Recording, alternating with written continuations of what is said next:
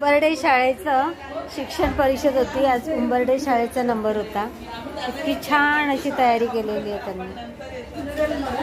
अतिशय सुंदर अशी तयारी जाईल.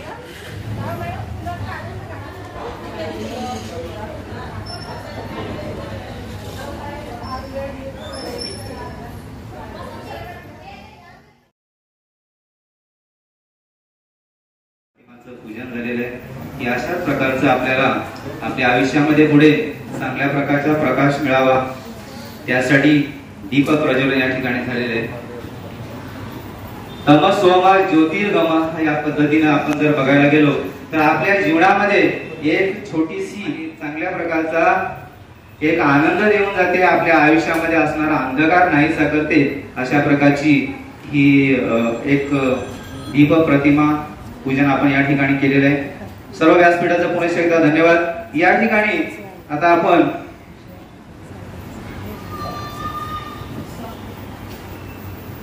एक सारथ्य, एखाद्या जर रथाचं सारथ्य करायचं असेल तर सारथी हा एक चांगल्या प्रकारचा असावा लागतो. त्या पद्धतीने त्या रथाचं सारथ्य चांगलं होत असतं. या ठिकाणी आदेश निवड करताना मी राठोड मंडळांना विनंती करतो की आपण अध्यक्षस्थान स्वीकारावं. हो बापरे.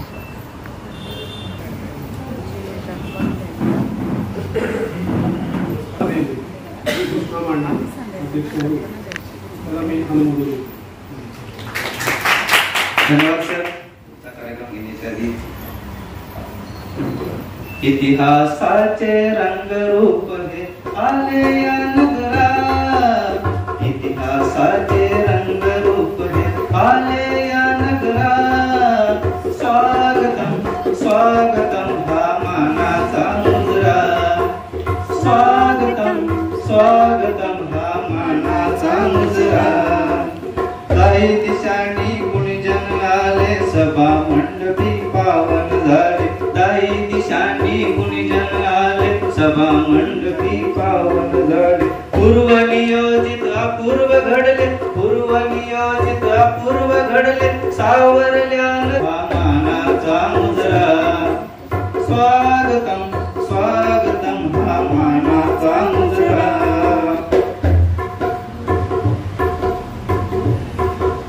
नम्रकलेचे कुणी उपासक कुणी तपस्वी कुणी साधक. नम्रकलेचे कुणी उपासक कुणी तपस्वी कुणी साधक. शिल्पकार हो सारे कल्प.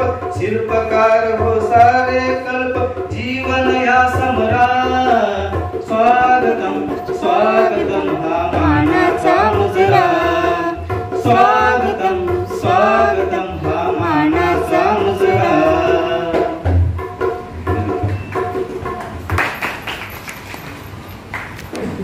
दुसरे या अंतर्गत विविध विषयावरती आपण या ठिकाणी आज चर्चा करणार आहोत. सकारात्मक चर्चा अशी असते की आपल्या विद्यार्थ्यांच्या ज्ञानासाठी विविध प्रकारच्या ज्या क्लुप्त्या असतील आणि आपण काय केलं पाहिजे त्यासाठी हा शिक्षण परिषदेचं महत्व आहे. या ठिकाणी सर्वप्रथम निपुण भारत या कार्यक्रमासाठी जे आपले तज्ञ मार्गदर्शक त्यांना बोलवण्यापूर्वी आपला हा जो सत्काराचा या ठिकाणी कार्यक्रम आहे तो आपण संपन्न करणार आहोत.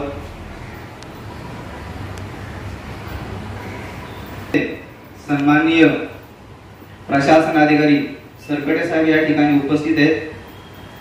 मी धानवे सरांना विनंती करतो की आपण शुभ हस्ते आपल्या या ठिकाणी उपस्थित असणाऱ्या प्रशासन अधिकारी सरकडे साहेब यांचा पुष्पगुच्छ देऊन सन्मान आणि सत्कार करावा.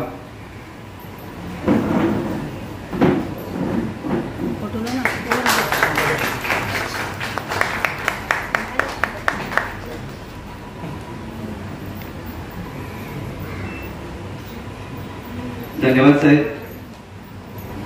आपली नेहमीच अशा कार्यक्रमासाठी एक चांगल्या प्रकारची साथ असते.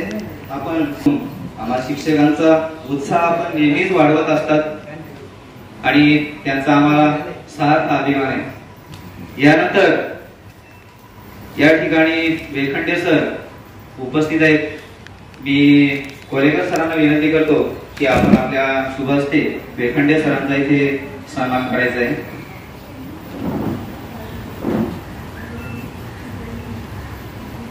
वेखंडे सरांचा सुद्धा अशा कार्यक्रमांसाठी खूप महत्वाचा पुढाकार असतो की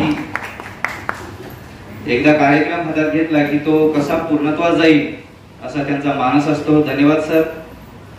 तसेच या कार्यक्रमासाठी उपस्थित सर्व CRC प्रमुख, मुख्याध्यापक यांचा सुद्धा या ठिकाणी सन्मान करायचा आहे.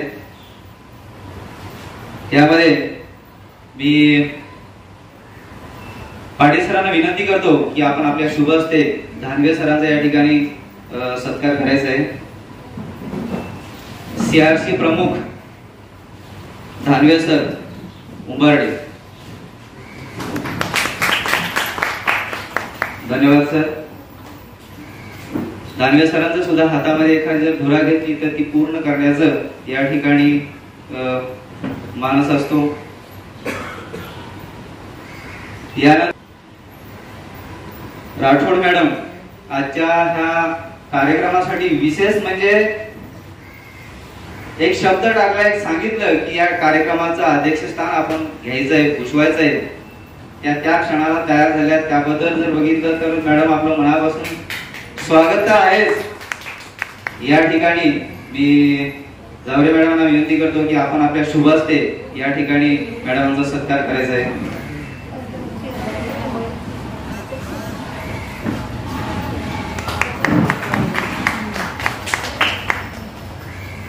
धन्यवाद मॅडम. त्यानंतर कोलेकर सरांचा सत्कार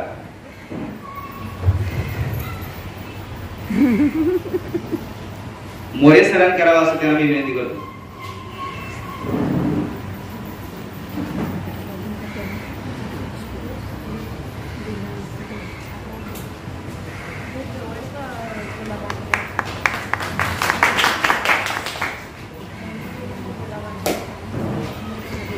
त्यानंतर शेरे मॅडमांचा सत्कार गाडे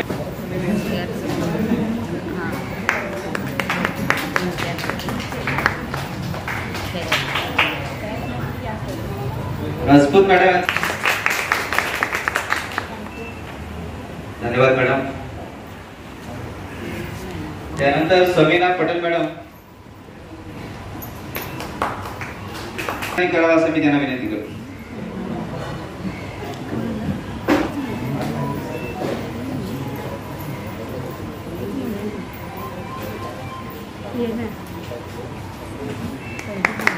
धन्यवाद मॅडम. त्यानंतर सर्व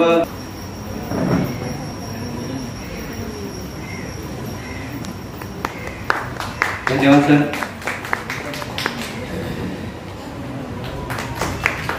धन्यवाद मॅडम. यानंतर मुख्याध्यापक मीनाक्षी पाटील मॅडम.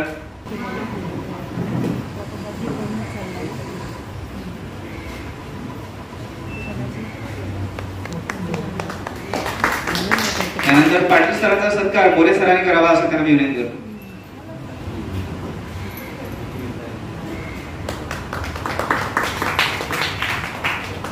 त्यानंतर वाडेघरच्या मुख्याध्यापका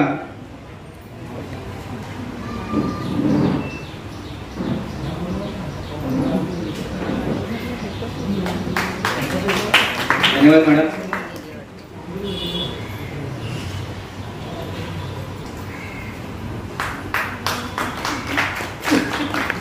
धन्यवाद मॅडम. त्यानंतर नाझिया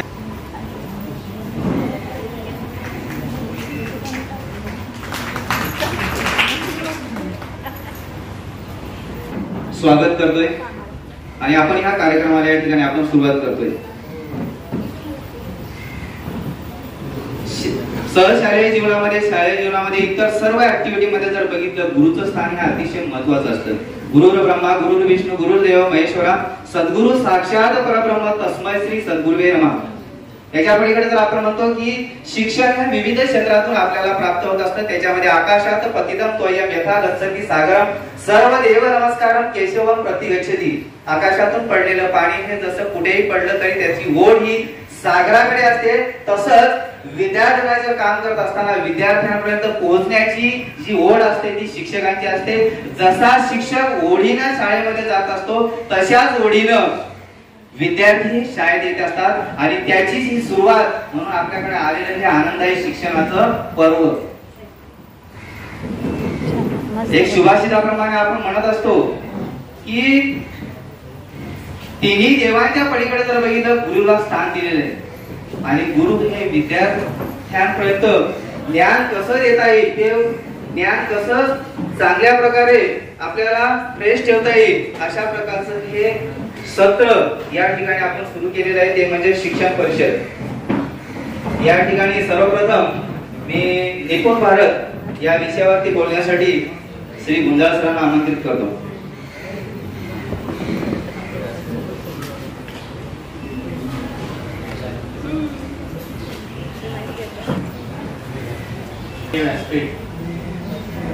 आणि त्याचप्रमाणे या ठिकाणी उपस्थित असणारे सर्व गटप्रमुख, मुख्याध्यापक आणि सहशिक्षक या सर्वांचं या शिक्षण परिषदेमध्ये हार्दिक स्वागत. आपण या ठिकाणी शिक्षक ही भूमिका पार पाडत असताना शासनातर्फे ज्या विविध योजना राबवल्या जातात त्या सर्व योजनांचा आपण या ठिकाणी पाठपुरावा करून त्या ठिकाणी शिक्षणाचा जो मार्ग आहे तो सुकर कसा होईल यासाठी सतत आपण या ठिकाणी प्रयत्न करत असतो. यातच या ठिकाणी निपुण भारत या अभियानांतर्गत या ठिकाणी मिशन झिरो ड्रॉपआउट ही ज्या ठिकाणी आपण एक योजना राबवलेली आहे त्या संदर्भात मी या ठिकाणी आपल्यासमोर माहिती या ठिकाणी विवेचन करतोय. आपण जर विचार केला तर बालकांचा मोफत आणि सक्तीचा शिक्षणाचा अधिकार अधिनियम 2009 हा साधारणतः 1 एप्रिल 2010 साली या ठिकाणी आपल्या राज्यामध्ये लागू झालेला आहे. याचा उद्देश असा होता, आपल्या सर्वांना माहित आहे, 6 ते 14 वयोगटातील जी मुलं आहेत त्यांना शालेय पटावर नोंदणी करायची. त्याचप्रमाणे त्यांची उपस्थिती या ठिकाणी नियमित उपस्थिती आणि दर्जेदार शिक्षणाचा हक्क त्यांना जी 3 ते 8 वयोगटातील जी बालकं आहेत त्यांचा या ठिकाणी नोंदणी करायची आहे. त्याच्यामध्ये अंगणवाडी, बालवाडी आणि शाळेत जाणारी जी मुलं आहेत त्यांची नोंदणी करायची होती आपल्याला. आणि त्याचप्रमाणे या ठिकाणी E2 जो आहे, E2 मध्ये काय होतं या ठिकाणी जे या ठिकाणी 1 महिन्यापेक्षा अधिक कालावधीमध्ये गैरहजर होती, अनुपस्थित होते अशा मुलांचा आपण त्या ठिकाणी नोंद घेतलेली आहे. तर शिक्षण हक्क अधिनियमानुसार अल्पभूधारक या स्वरूपातील कुटुंब आहे. ही कुटुंब मोठ्या प्रमाणामध्ये ऊस तोडणीसाठी पश्चिम महाराष्ट्राचा जर विचार केला आपण तर सोलापूर, कोल्हापूर, पुणे, सातारा आणि अहमदनगर या जिल्ह्यांमध्ये त्यांचं स्थलांतर होताना जास्त प्रमाणात आढळून येतं. त्याचप्रमाणे आपल्या राज्याच्या शेजारची राज्य आहेत कर्नाटक आणि गुजरात या राज्यामध्ये सुद्धा स्थलांतर झालेलं आपल्याला पाहायला मिळतं. आता हे स्थलांतराचा जे कालावधी आहे तो सप्टेंबर ते मे हा कालावधी आहे. त्याचप्रमाणे या ठिकाणी आणखीन आपला जी शाळाबाह्य मुलं भेटण्याची ठिकाणं आहेत, वीट भट्टी, दगडकाम, कोळसा खाणी, शेतमजुरी, बांधकाम व्यवसाय, सार्वजनिक बांधकाम विभागातील कामं, त्याचप्रमाणे रस्ते, नाले आणि जिनिंग मिल या स्वरूपाची जी कामं आहेत त्या कामासाठी या ठिकाणी कुटुंब स्थलांतरित जायला आपल्याला पाहायला मिळतात. या स्थलांतरित कुटुंबातील बालकांचा आपण शाळाबाह्य होण्याकडे नोंद घेतोय.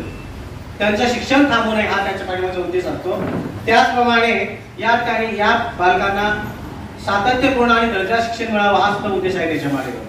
महाराष्ट्रामध्ये मार्च 2021 मध्ये शाळाबाह्य अनियमित व स्थलांतरित मुलांच्या प्रवाहामध्ये दाखल करण्यासाठी विशेष मोहीम राबवली.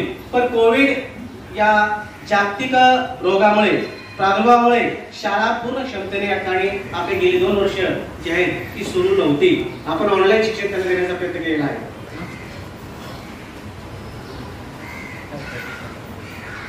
वाढत्या स्थलांतराने शाळाबाह्य मुलांच्या आणि त्यातही मुलींचं प्रमाण जर बघितलं तर आपल्याला जास्त प्रमाणामध्ये दिसून येतं.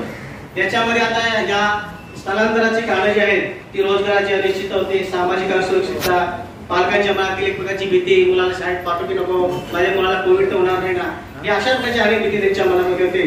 त्यामुळे काय झालं की बरीचशी मुलं जी आहेत ती थोड्याफार प्रमाणात बालमजुरी, त्याचप्रमाणे बालविवाह, त्यात आपण या ठिकाणी या 3 ते 18 जो मुलांचा सर्वे घेतला त्याच्यामध्ये दिव्यांग मुलांचा सुद्धा सर्वे आपण प्रामुख्याने घेतलेला आहे. अशा बिकट परिस्थितीमध्ये 100% बालकांना शाळेच्या प्रवाहात दाखल करण्यासाठी ही मिशन झिरो ड्रॉपआउट योजना आहे. त्यांच्या शिक्षणाचा हक्क जे आहे माझे सहकारी मुख्याध्यापक आणि गटप्रमुख या सर्वांचं मी आभार मानतो आणि माझे हेतू पूर्ण शब्द संपतो. जय जय. धन्यवाद सर. निपुण भारत या योजनेअंतर्गत कोणतंही जे मूल म्हणजे खेड्यापाड्यावरती कुठे असणे वस्तीवरती ते शाळेपासून वंचित राहील असं राहू नये त्यासाठी म्हणजे कुठल्याही प्रकारचं एकही कुठल्याही वाडी वस्तीवरती मूल राहिलं नाही पाहिजे ह्या विषयावरती शिक्षणाचा ध्यास घेतला शिक्षणाचा ध्यास घेतला माता सरस्वती पाठीशी वारी निघाली शिक्षणाची कलंडोली शहराची वारी निघाली शिक्षणाची कलंडोली शहराची.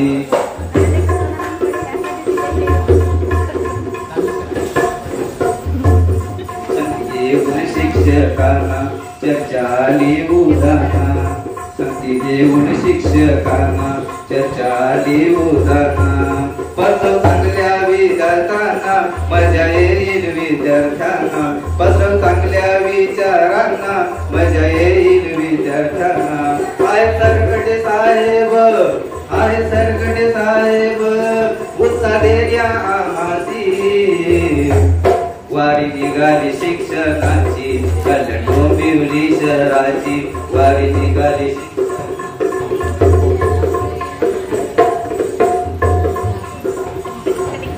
शिक्षक याची जाण शिक्षक याची जाण स्वत ज्ञानाची खाण स्वत ज्ञानाची खाण सगळे विद्यार्थी एक समान नाही पाळत आम्ही वेदान घर उज्ज्वल भविष्य आहे घर उज्ज्वल भविष्य आहे गाठीशी गुण बांधली गाठीशी वारी निघाली शिक्षणाची कलंडोबिवली शहराची वारी निघाली शिक्षणाची कलंडोबिवली शहराची.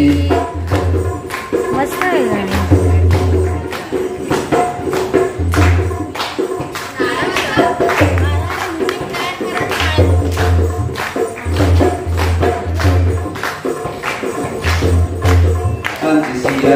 उमरडे भले ज्ञानाने करडे विद्यार्थ्यावर लक्ष करडे नाही जगात तो भरडे. वेदनवाडी चौधर घुगे साय वैद्य बाईंची वेदनवाडी चौधर घुगे साय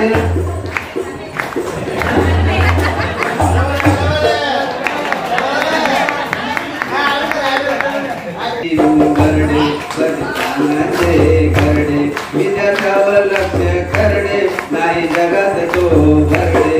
वेदनवाडी चौधर घुगे साय दानवे सरांची वेदनवाडी चौधर घुगे साय दानवे सरांची वारी निघाली शिक्षणाची कलंडोबिवली वारी निघाली शिक्षणाची कलंडोबिवली शहराची. वा वा वा वा वा. माहिती देण्यासाठी मी पानसरे सरांना बोलवतो. हे कम्प्युटर युग आहे त्यामध्ये कम्प्युटर साठी विविध प्रकारच्या ज्या ऍप्स येतात त्या शालेय जीवनामध्ये विद्यार्थ्यांपर्यंत व्यवस्थित पोहोचावे यासाठी त्यांचा हातखंड आहे. आपल्याला माहितीच आहे की विविध प्रकारची ऍप्सची प्रशिक्षण येतात त्याच्यामध्ये ते हिरिरीने भाग घेत असतात आपल्याला चांगल्या प्रकारचं समजून सांगतात. मी त्यांना विनंती करतो या ठिकाणी आपण आमच्या शिक्षकांना हे मोलाचं मार्गदर्शन करावं नक्कीच ते विद्यार्थ्यांपर्यंत पोहोचेल. धन्यवाद.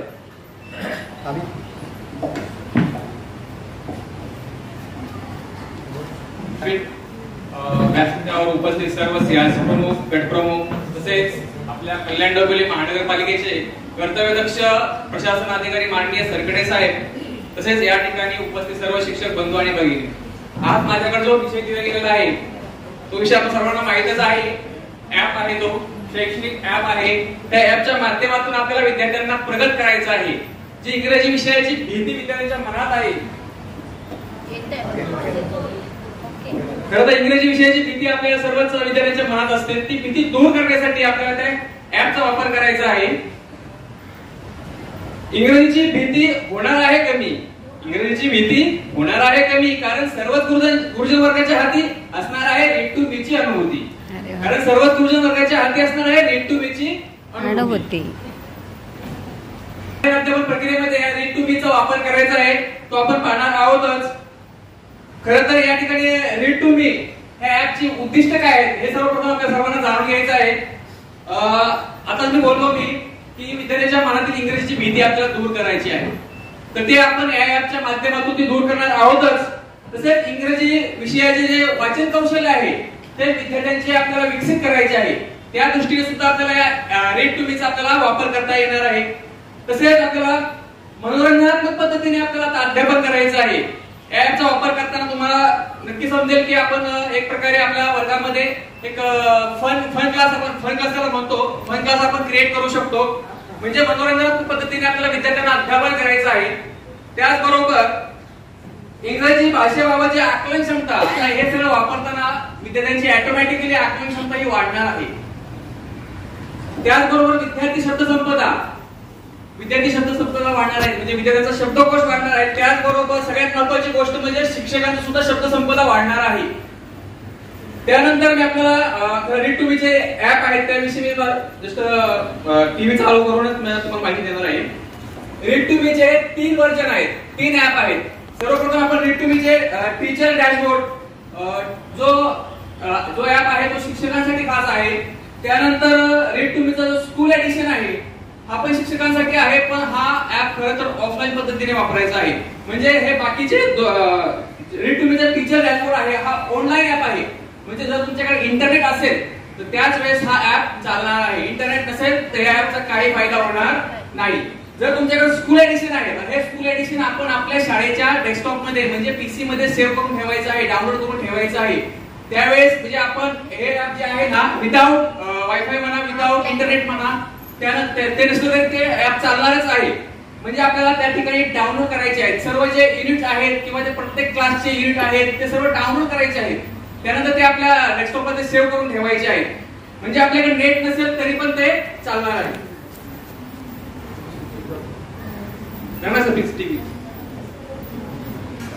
आता आपण पाहिलं की रीड टू मीचं जे स्कूल एडिशन आहे, आता या स्कूल एडिशनचा वापर कोण करणार आहे? जे दुर्गम भागामध्ये जे डोंगराळ भागामध्ये शिक्षक कार्य करत आहेत, समजा मुरबाड असेल, शहापूर असेल, या तालुक्यामध्ये काही शिक्षक असे आहेत की डोंगराळ भागामध्ये काम करतात. त्या ठिकाणी इंटरनेटची सोयी सुविधा काहीच नाहीये.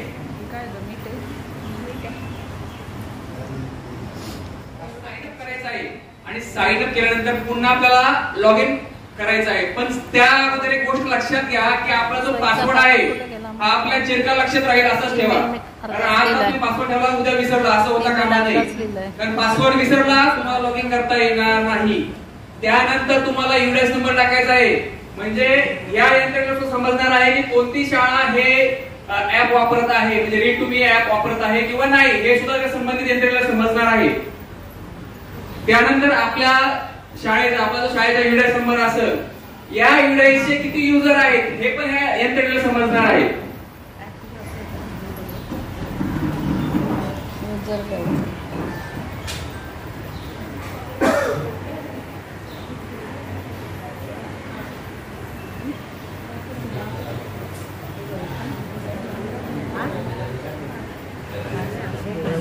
असं दिसेल बघा. त्या ठिकाणी युजरचं नाव आहे, जो कोणी युजर असेल त्याचं नाव येईल, read to me school edition येईल, त्याच्यानंतर होमवर्क फॉर स्टुडंट येईल, ट्रेनिंग सेंटर येईल, असे हे फंक्शन आहेत.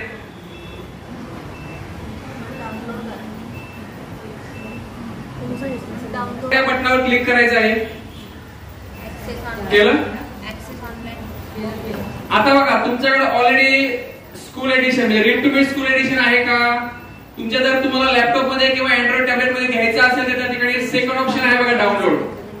जर तुमच्या पीसी मध्ये तुम्हाला घ्यायचं असेल तर विंडोज कॉम्प्युटरच्या खाली वर दिलेला आहे डाउनलोड. त्यानंतर लिनक्स कॉम्प्युटर त्या ठिकाणी डाउनलोड दिलेला आहे. त्यानंतर आपण ऍक्सेस ऑनलाईन करणार आहोत. या ठिकाणी नेट सुविधा सगळ्या शाळांमध्ये 24 तास आहे. म्हणजे नेट सुविधा आपलीच आहे, पण ते 24 तास आहे, आपल्या सर्वांना माहित आहे. त्यानंतर आपण रीड टू मी अकाउंट, तर ऍक्सेस टू ऑनलाईन करायचं आहे.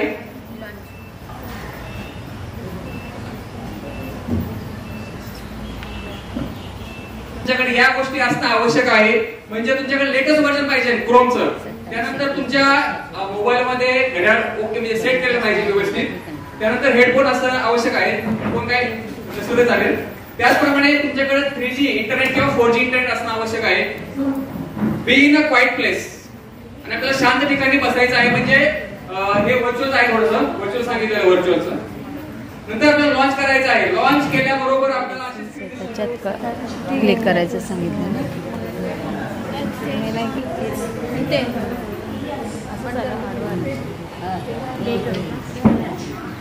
लेसन्स वरती क्लिक केल्यानंतर त्या ठिकाणी इमेज मराठी माध्यम, मराठी मीडियम, त्यानंतर इमेज इंग्रजी मीडियम. आपले खरं तर थर्ड लँग्वेज इंग्रजी आहे, त्याचबरोबर इंग्रजी माध्यमाची थर्ड लँग्वेज ही बालभारती आहे. हे 2 विषयाचे त्या ठिकाणी दिलेले आहे, माहिती दिलेली आहे. तर आपल्याला इंग्रजी माध्यम सिलेक्ट करायचं आहे, सॉरी मराठी माध्यम सिलेक्ट करायचं आहे.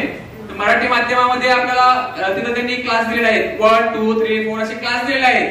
तो आपला जो क्लास आहे त्या क्लासवरती क्लिक करायचं आहे. त्यानंतर खाली त्याचे युनिट ओपन होणार आहे. युनिट 1, युनिट 2, युनिट 3, युनिट 4 असे युनिट ओपन होणार आहेत. एमएस म्हणजे Maharashtra Marathi medium text books, त्याच्यावरती क्लिक केल्यानंतर आपल्याला तुमची जी इयत्ता आहे, तुम्ही ज्या इयत्तेला अध्यापन करत आहात त्या इयत्तेचं युनिट 1 2 3 4 असं तुम्ही ओपन करू शकता. आता मी 5वीला शिकवतो, त्यामुळे मी 5वीचं युनिट ओपन करणार आहे, युनिट 2. समजलं? लेसन डाव्या कोपऱ्यामध्ये वरती मागे गेलं प्ले बटनावर क्लिक.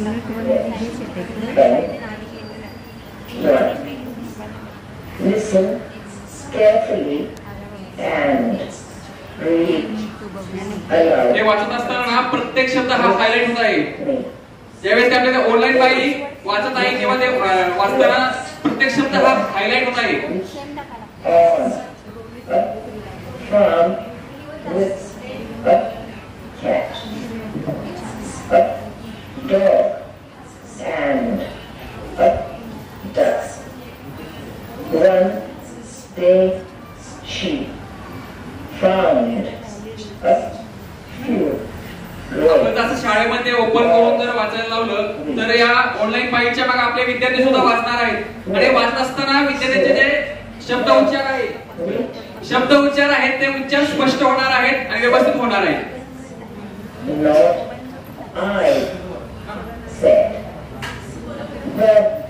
त्या डिफिकल्ट वर्डला आपण क्लिक करणार आहे. भले ते वर्ड आपल्याला माहित असले तरी आपल्या विद्यार्थ्यांना ते माहित नसतात.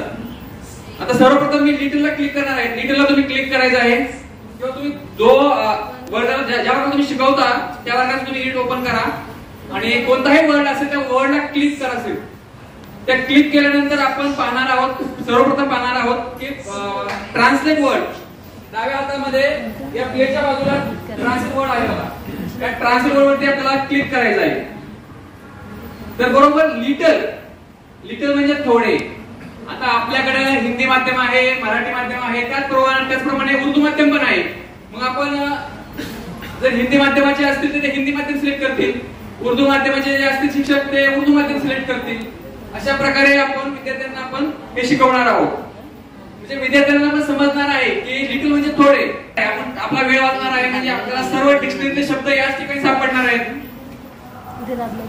म्हणजे काय हे तुम्ही पाहू शकता. असे चित्र बघितल्यानंतर विद्यार्थी ऑटोमॅटिकली वर्ड उच्चारणार आहेत.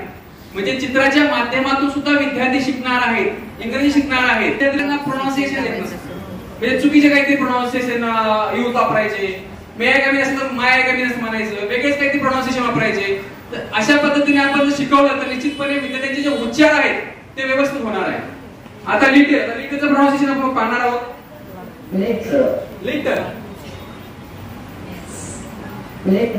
म्हणजे विद्यार्थ्यांची चूक इथून पुढे कधीच होणार नाही. जे काय एक्झॅक्ट प्रोनाउन्सिएशन आहेत तेच आपण विद्यार्थ्यांना शिकवणार आहोत. इव्हन आपले सुद्धा कधी कधी प्रोनाउन्सिएशन चुकीचे आपण उच्चारले जातात.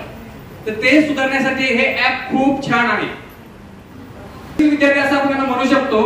अशा विद्यार्थ्यांसाठी आता लिटल त्यांना स्पेलिंग सांगता येत नाही, LITTLE लिटल, तर आपण काय करणार आहोत, स्पेल वर्ड वर क्लिक करणार आहोत.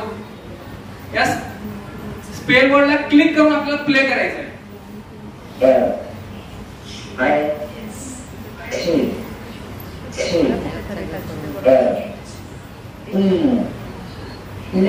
म्हणजे याच बरोबर विद्यार्थ्यांचे वर्ड पण पाठ होणार आहेत, त्या वर्डचा अर्थ पण त्यांना समजणार आहे. अशा दोन्ही गोष्टी घडणार आहेत.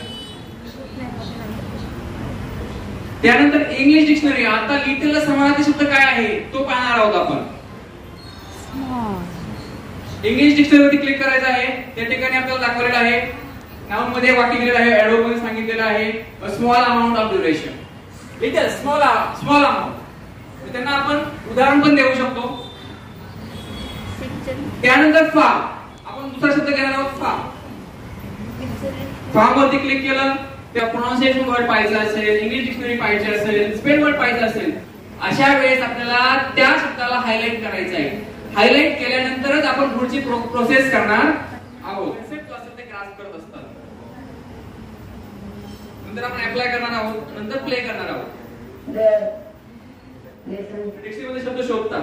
तर अशा पद्धतीने आपण जर शिकवलं तर निश्चितपणे आपला वेळ वाचणार आहे. आता दुसरा जो आहे introduction to read to me virtual classroom. आता आपल्या सर्वांना माहित आहे, कोरोना काळामध्ये आपल्या बऱ्याच शिक्षकांनी व्हर्च्युअल क्लास घेतलेला आहे. ते व्हर्च्युअल क्लास घेत असताना बऱ्याच अडीअडचणी येत असतात. त्या अडचणी आपण सॉल्व्ह करून सुद्धा आपण विद्यार्थ्यांना अध्यापन केलेलं आहे. तर या ठिकाणी दुसरं तिसरं काहीच करायचं नाहीये, आपल्याला हा ऍप ओपन करायचा आहे. झूम मीटिंग असेल किंवा गुगल मीट आहे, यामध्ये आपले विद्यार्थी समाविष्ट करायचे आहेत आणि आपल्याला ही जी स्क्रीन आहे फक्त त्या ठिकाणी शेअर करायची आहे. हा आपला झाला व्हर्च्युअल क्लासरूम. अशा पद्धतीने आपण शिकू शकतो मुलांना. त्यानंतर जो आहे introduction to read to me student edition. आता मी तुम्हाला सांगितलं स्टुडंट एडिशन कोणासाठी आहे. हे जे एडिशन आहे खास विद्यार्थ्यांसाठी आहे. आता आपण आपल्या शाळेच्या मुख्याध्यापक असलेल्या सर्वांनी एक काम करायचं आहे की इथून गेल्यानंतर आपण पालकांची सभा बोलवायची आहे आणि याची ओळख विद्यार्थ्यांपेक्षा पालकांना करून देणं महत्वाचं आहे. कारण तरच पालक घरी अभ्यास मुलांचा घेणार आहे. तर यानंतर आपण पालकांना हे ऍप विषयी माहिती सांगायची आहे आणि त्या पद्धतीने हा ऍप इन्स्टॉल करून विद्यार्थ्यांना द्यायचा आहे. त्यानंतर डेस्कटॉप ट्रेनिंग व्हिडिओ. आता आपल्याला हा जो ऍप आहे डेस्कटॉपला कसा दाखवायचा आहे ते आपण पाहणार आहोत. हा जो आपण मी तुम्हाला सांगितलं स्कूल एडिशन आपल्या प्रत्येक शाळेमध्ये टीव्ही आहे. आता अशी कोणती शाळा नाहीये की त्या शाळेमध्ये एलसीडी नाहीये, याच्यामध्ये कोणती शाळा नसेल, प्रत्येक शाळेमध्ये एलसीडी आहे. तर आपण एलसीडी चालू करा आणि सर्वप्रथम आपण एक वेबसाईट लिहून घ्या. त्या वेबसाईटवर जाऊन आपण ते ऍप डाउनलोड करायचं आहे. www.readtome.englishhelper.com. पुन्हा सांगा सर. www.readtome.englishhelper.com अशी ही वेबसाईट आहे.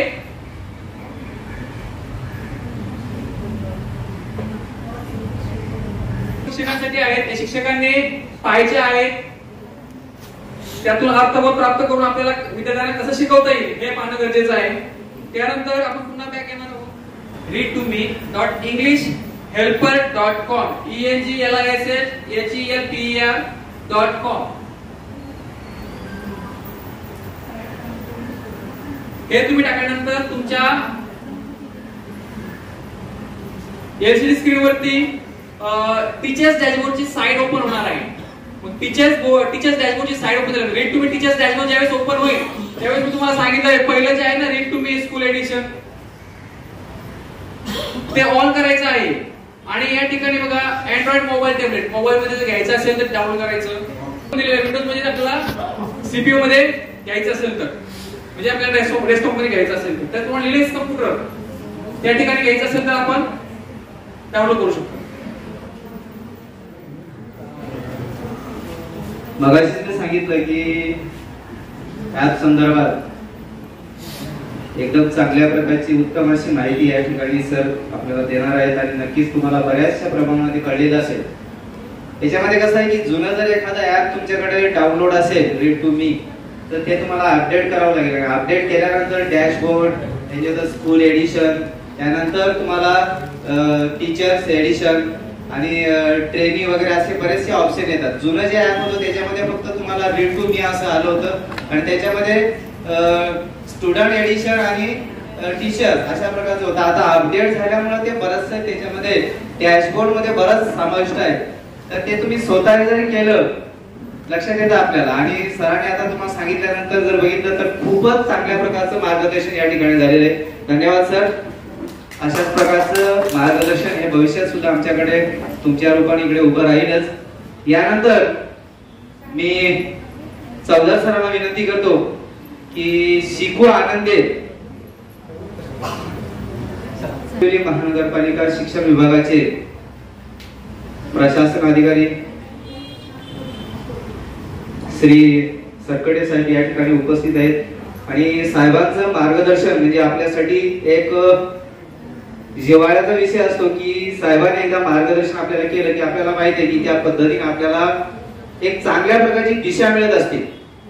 मी साहेबांना विनंती करतो की आपण या ठिकाणी उपस्थित आहात, चांगल्या प्रकारचं आपल्याला शिक्षकांना सहकार्य आपल्याकडून होत असतं, एक चांगलं मार्गदर्शन या ठिकाणी आपण देणारच आहात. त्याबाबत नक्कीच मी आपल्याला विनंती करतो की आपण या ठिकाणी मार्गदर्शन करावं. छान सूत्रसंचलन करतात ना सर. उपस्थित साधारण सर्व CRC प्रमुख, तिन्ही चारही CRC अंतर्गत सर्व मुख्याध्यापक, शिक्षक वर्ग, शिक्षण परिषदेचं दुसऱ्या पुष्पांतर्गत आजचं ही आपली परिषद जी आहे गांधी चौक या CRC अंतर्गत सुरू आहे. आताच आपले जे शिक्षक आहेत तज्ञ मार्गदर्शक, त्यांनी 2 विषयावरती आपल्यासोबत वापर केलेला आहे, चर्चा केलेली आहे किंवा त्यांना जो विषय देण्यात आला होता त्याची त्यांनी छानपैकी मांडणी केलेली आहे. म्हणजे कोण भारत असेल, रीड टू मी असेल, अजून येणारे पण विषय आहेत भरपूर. निपुण भारत अंतर्गत तुम्हाला सगळ्यांना माहिती, आपण सगळ्यांनी शाळाबाह्य मुलांचं सर्वेक्षण केलेलं आहे आणि सर्वेक्षणाअंतर्गत आता जी काही बालकं आपल्याला सापडतील किंवा शोधलेली आहेत आपण, त्यांना आपल्याला आपल्या रेग्युलर शाळेमध्ये दाखल करायचं आहे आणि दाखल करून मग ते वयानुरूप असतील तर त्यांना जो अभ्यासक्रम आहे तो अभ्यासक्रम, आपले जे प्रशिक्षण झालेले आहे की शाळाबाह्य मुलांचं कशा पद्धतीने दाखल केल्यानंतर समजा तो समकक्ष वयाने 2री किंवा 3री वर्गामध्ये जर तो डायरेक्ट आला तर त्याला भाषा विषय, गणित विषय, सामाजिक शास्त्र कशा पद्धतीने आपल्याला ते अध्यापन कार्य करायचे, आपले हे जे प्रशिक्षण झालेले आहे त्यामधून त्या बालकांचं आनंददायी पद्धतीने, चांगल्या पद्धतीने गुणवत्तापूर्ण शिक्षण आपल्याला त्याला कसं द्यायचंय, आपले सर्व प्रशिक्षण झालेले आहे आणि त्या अंतर्गत आपल्याला ह्या जी शाळाबाह्य बालकं शोधलेली आहेत त्यांना रेग्युलर ते शाळेमध्ये कशा पद्धतीने टिकून राहतील यासाठी आपल्या सर्वांना प्रयत्न करायचा आहे. आणि दुसरा जो विषय आहे तंत्रज्ञानावर आधारित रीड टू मी ॲप, हा तर बऱ्याच दिवसापासून आलेला आहे आणि आपण कोरोनाच्या कालावधीमध्ये त्याचा खूप प्रभावीपणे आपल्या विद्यार्थ्यांसाठी वापर केलेला असेल, परंतु आज काळाची गरज बघता इंग्रजी भाषा ही ज्ञान भाषा आहे, तुम्हाला माहिती आहे. कारण तिथे ज्ञानाचा भांडार फार मोठ्या प्रमाणात खुलं झालेलं आहे आणि ते लगेचच आपल्या विद्यार्थ्यांना कशा पद्धतीने ते उपलब्ध व्हावं म्हणून हे ॲप शासनाने तयार केलेलं आहे. त्याचे दोन्ही तिन्ही जे व्हर्जन आहेत ते आपण डाउनलोड करायचं आहे आणि रेग्युलर त्याचा वापर करायचा आहे. आता आपली जी मालक आहेत त्यांच्याकडे या पद्धतीचे ते अँड्रॉइड मोबाईल वगैरे आहेत किंवा नाही, हा भाग जरी वेगळा असला तरी आपल्याला ह्या गोष्टी करायच्या आहेत. त्यामुळं जेवढे पालक आपल्यापर्यंत येतील, राठोड मॅडम डोळे लावून आपल्या समोर जेवढे पालक असतील किंवा जेवढ्यांकडे हा मोबाईल उपलब्ध असेल, आपल्याला आता समजा प्रशिक्षणामध्ये फार थोड्या कालावधीमध्ये त्यांनी 15 ते 20 मिनिटांमध्ये सर्व मला समजावून सांगण्याचा प्रयत्न केलेला आहे. तर त्या दृष्टीने तुम्ही प्रत्यक्ष तो ऍप डाउनलोड करून किंवा सरांकडनं त्याचा जो पाथवे आहे तो माहीत करून घेऊन प्रत्यक्ष त्याचा वापर आपल्या विद्यार्थ्यांसाठी कशा पद्धतीने चांगल्या प्रकारे कसा करता येईल. कारण इंग्रजी आता तुम्हाला त्यांनी जे ओपन करून दाखवलेला आहे म्हणजे तो पॅरा कसा वाचन करायचा आहे इथपासून सुरुवात होऊन त्याचा प्रत्यक्ष अर्थ देखील काय प्रत्येक शब्दांचा, म्हणजे त्या विद्यार्थ्याची जर मातृभाषा मराठी असेल तर तो मराठीमध्ये त्या शब्दांचे अर्थ काय आहे ते विद्यार्थ्यांना त्या माध्यमातून कळणार आहे. आपल्याकडे बऱ्याच माध्यमाची जरी आपली मराठी माध्यमाची जरी शाळा असेल तर विविध भाषिक विद्यार्थी आपल्याकडे असतात, बरोबर. हिंदी भाषिक असतील, कन्नड भाषिक असतील, ठीक आहे तुमच्या 12वीला आहेत. तर या विद्यार्थ्यांना त्यांची जे लँग्वेज आहे त्या लँग्वेज मध्ये तो त्यांच्या त्या शब्दाचा अर्थ काय इंग्रजी हा आपण त्यांना या माध्यमातून समजावून सांगू शकतो. आणि अशा प्रकारे मग विद्यार्थ्यांचं जे इंग्रजी विषयाचं जे वाचन कौशल्य आहे, शब्दांचा भांडार आहे, ते वाढवण्यासाठी आपण त्यांना चांगल्या प्रकारे मदत करू शकतो, जेणे प्रकारे विद्यार्थ्यांचा त्या भाषेच्या दृष्टीने स्वतःचा कॉन्फिडन्स की मला एक इंग्रजी भाषा यायला लागली हा आनंद विद्यार्थ्यांसाठी खूप सुखावणारा असतो. अलग लक्षात खूप वेगळा असतो, त्यांचा कॉन्फिडन्स वाढवणारा असतो. तर या दृष्टीने तुम्ही सर्वांनी आता सगळ्यांनी प्रयत्नशील राहा आणि आपल्या प्रत्येकाच्या मोबाईलमध्ये हा ॲप तुम्ही डाउनलोड करून घ्या. त्यानंतर हॅलो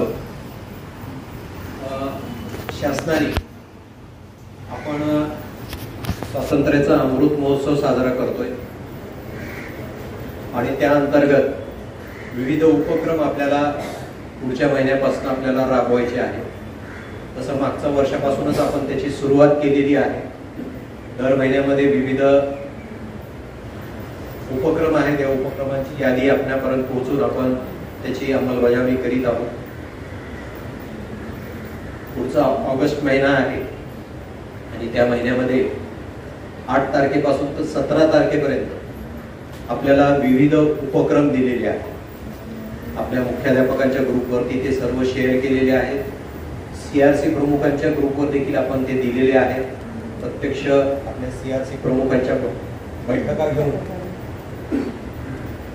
कुठल्या पद्धतीने त्यावर कारवाई करायची आहे त्या सविस्तर सूचना दिलेल्या आहेत. CRC प्रमुखांनी वेळ पडली तर परत एकदा आपल्या मनपा शाळांची परत बैठका घ्या. कारण 11 तारखेपासून 17 तारखेपर्यंत प्रत्येक भारतीय नागरिकाच्या घरावरती आपल्याला राष्ट्रध्वज आपल्याला फडकवायचा आहे. 13 ते 15 परत वेगळा ऐका ना, या पहिलेच्या सूचना होत्या, आता तुम्हाला 13 ते 15 दिलेल्या आहेत. आलं का लक्षात? म्हणून मी तुम्हाला मागेच सांगितलं होतं की याच्यामध्ये वेळोवेळी अपडेट आपल्याला येत राहणार आहेत. त्याप्रमाणे आपण अपडेट राहून कार्यवाही करायची आहे. आलं का लक्षात? तर पालकांच्या सभा घ्या. ते झेंडे कुठे उपलब्ध होणार आहेत नुकतंच तुम्हाला आयुक्त महोदयांचं, नवीन आयुक्त महोदय त्यांचं तुम्हाला एक क्लिप मी टाकलेली आहे. जे आपले वॉर्ड ऑफिसेस आहेत तिथे नागरिकांसाठी उपलब्ध करून दिले जाणार आहेत. दरम्यानच्या काळात शासनाचे जे विविध यंत्रणा आहेत त्यामार्फत ही राष्ट्रध्वज आहेत ही उपलब्ध करून दिले जाणार आहेत. अतिशय अल्प दरात दिले जाणार आहेत. माझ्या देशाप्रती जर माझं आपल्याला जर प्रेम व्यक्त करायचं असेल तर 20-30 रुपयापर्यंत तो ध्वज आपल्याला मिळणार आहे. जर तिथे वॉर्ड ऑफिस मध्ये जर मिळाला नाही तर 20-30 रुपयामध्ये जी आपल्या शासनाने जी खादी ग्राम उद्योगची जी भंडार आहे तिथे ते उपलब्ध करून देण्याचं आदेशित केलेलं आहे त्यांना. तर अशा सूचना आपण आपल्या पालकांच्या बैठका घेऊन त्या सर्वांच्या लक्षात आणून द्या. त्यानंतर तिरंगा व्हॉलेंटियर्स म्हणून आपल्याला आपल्या शाळेचे विद्यार्थ्यांची नेमणूक करायची आहे.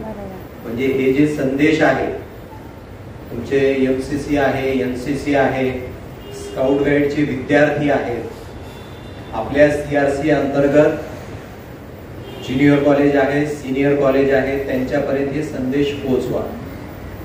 विविध सांस्कृतिक कार्यक्रम आपल्याला या कालावधीमध्ये घ्यायचा आहे. आपल्या शालेय परिसर आहे, प्रवेशद्वार आहे, तिथे आपल्याला रांगोळी सडा टाकून प्रवेशद्वाराला तोरण बांधायचं आहे. अलग लक्षात. तर हे 3-4 दिवस जे आपल्याला शासनाने सांगितलेले आहे त्या दिवशी प्रत्येक, कारण शाळा जो घटक आहे तो समाजाशी रिलेटेड असलेला घटक आहे, जिथे समाजाचे विविध घटकांचं नियमित येणं जाणं असतं. त्यामुळं तिथून हा संदेश प्रत्येक व्यक्तीपर्यंत जाणं हा गरजेचा आहे. प्रत्येक, आता इथे तुम्ही सगळेच शिक्षक इथे आलेले आहेत, मुख्याध्यापक आलेला आहे, तर आपल्या पुढ्यात येणारा पालक, नागरिक, जी कोणी व्यक्ती आपल्या वर्गाला किंवा पालक तुम्हाला मुलांना बालकांना सोडायला येत असेल, एकतर बैठक घेऊन या सर्व सूचना द्या. त्यानंतर नियमित आपले जेव्हा परिपाठ होतील आता पुढच्या आठवड्यापासून सोमवारपासून, त्या परिपाठामध्ये दररोज 1-2 मिनिटाची माहिती मुख्याध्यापक, संबंधित वर्ग शिक्षकांनी विद्यार्थ्यांना करून द्यायची की व्हॉलेंटियर्सनी काय करायचं प्रत्येक आपल्या परिसरामध्ये. आणि त्याच्यासाठी काही वेगळा वेळ द्यायचा नाही. ते शाळेच्या वेळात व्यतिरिक्त जेव्हा घरी असतात त्यावेळेस आपल्या शेजारी पाजारी प्रत्येक त्यांची चाळ किंवा त्यांची जी काही सोसायटी असेल तिथे जाऊन त्यांनी हा संदेश द्यायचा आहे की असा असा प्रोग्राम शासनाने 13 ते 15 ऑगस्टच्या दरम्यान आपल्याला काय काय कारवाई करायची ते सांगितलेलं आहे. तर ह्या संदेश प्रत्येक व्यक्तीपर्यंत पोहोचवण्यासाठी हे व्हॉलेंटियर्स आपल्याला नियुक्त करायची आहे. त्यानंतर विविध प्रोग्राम तुम्हाला अरेंज करायचा आहे, त्याचं नियोजन करा. नियोजन प्रत्येक आपल्या शाळेतील जेवढे शिक्षक आहेत, कुठे 1 असेल, कुठे 2 असतील, कुठे 8 असतील आणि कुठे 10 असतील, जेवढे असतील त्या सर्वांनी मिळून एक संघ होऊन 8 तारखेपासून 17 तारखेपर्यंत विविध कार्यक्रम तुम्हाला आखून दिलेले आहेत. त्यामध्ये महिला मेळावे आहेत, किशोरी मेळावा आहे, पालकांच्या सभा आहेत, सांस्कृतिक कार्यक्रम आहेत, विद्यार्थ्यांची देशभक्तीपर गीतं आहेत, स्फूर्तिदायी गीतं आहेत, स्वातंत्र्य लढ्यात ज्यांनी आपलं योगदान दिलेलं आहे असे स्वातंत्र्य सैनिक आहेत, त्यांच्या कुटुंबियांना सहभागी करून घ्यायचा आहे, त्यांचा सन्मान करायचा आहे, ठीक आहे. किंवा आपल्या परिसरामध्ये जी ऐतिहासिक महत्व आहे, आता फॉर एक्झाम्पल आपलं कल्याण डोंबिवलीच हे ऐतिहासिक दृष्ट्या प्रसिद्ध असं शहर आहे, परंतु तुमची शाळा ज्या वॉर्डात आहे त्या वॉर्डाचं ऐतिहासिक महत्व काय आहे याचा शोध घ्या. त्यावर आधारित स्वतंत्र व्यवस्थित माहिती तयार करून प्रत्येक विद्यार्थ्यांपर्यंत पोहोचवा. आपल्या शालेय परिसरामध्ये विविध ज्येष्ठ आणि श्रेष्ठ नागरिक आहेत, त्यांना आमंत्रित करा, त्यांचा या कालावधीमध्ये सत्कार करा आणि स्वातंत्र्यावर आधारित त्यांच्याकडनं त्यांचे जे जुने अनुभव आहेत ते अनुभव विद्यार्थ्यांपर्यंत त्यांना मांडण्याची संधी द्या. लक्षात. कारण विद्यार्थ्यांना तो स्वातंत्र्याचा काळ काय होता ते माहिती नाही. किंबहुना तुम्हाला मला सुद्धा माहिती नसेल. आपण ते सगळं पुस्तकाच्या माध्यमातून वाचतोय आपण, किंवा काही चित्रपटाच्या माध्यमातून आपण ते जाणून घेतलेलं आहे.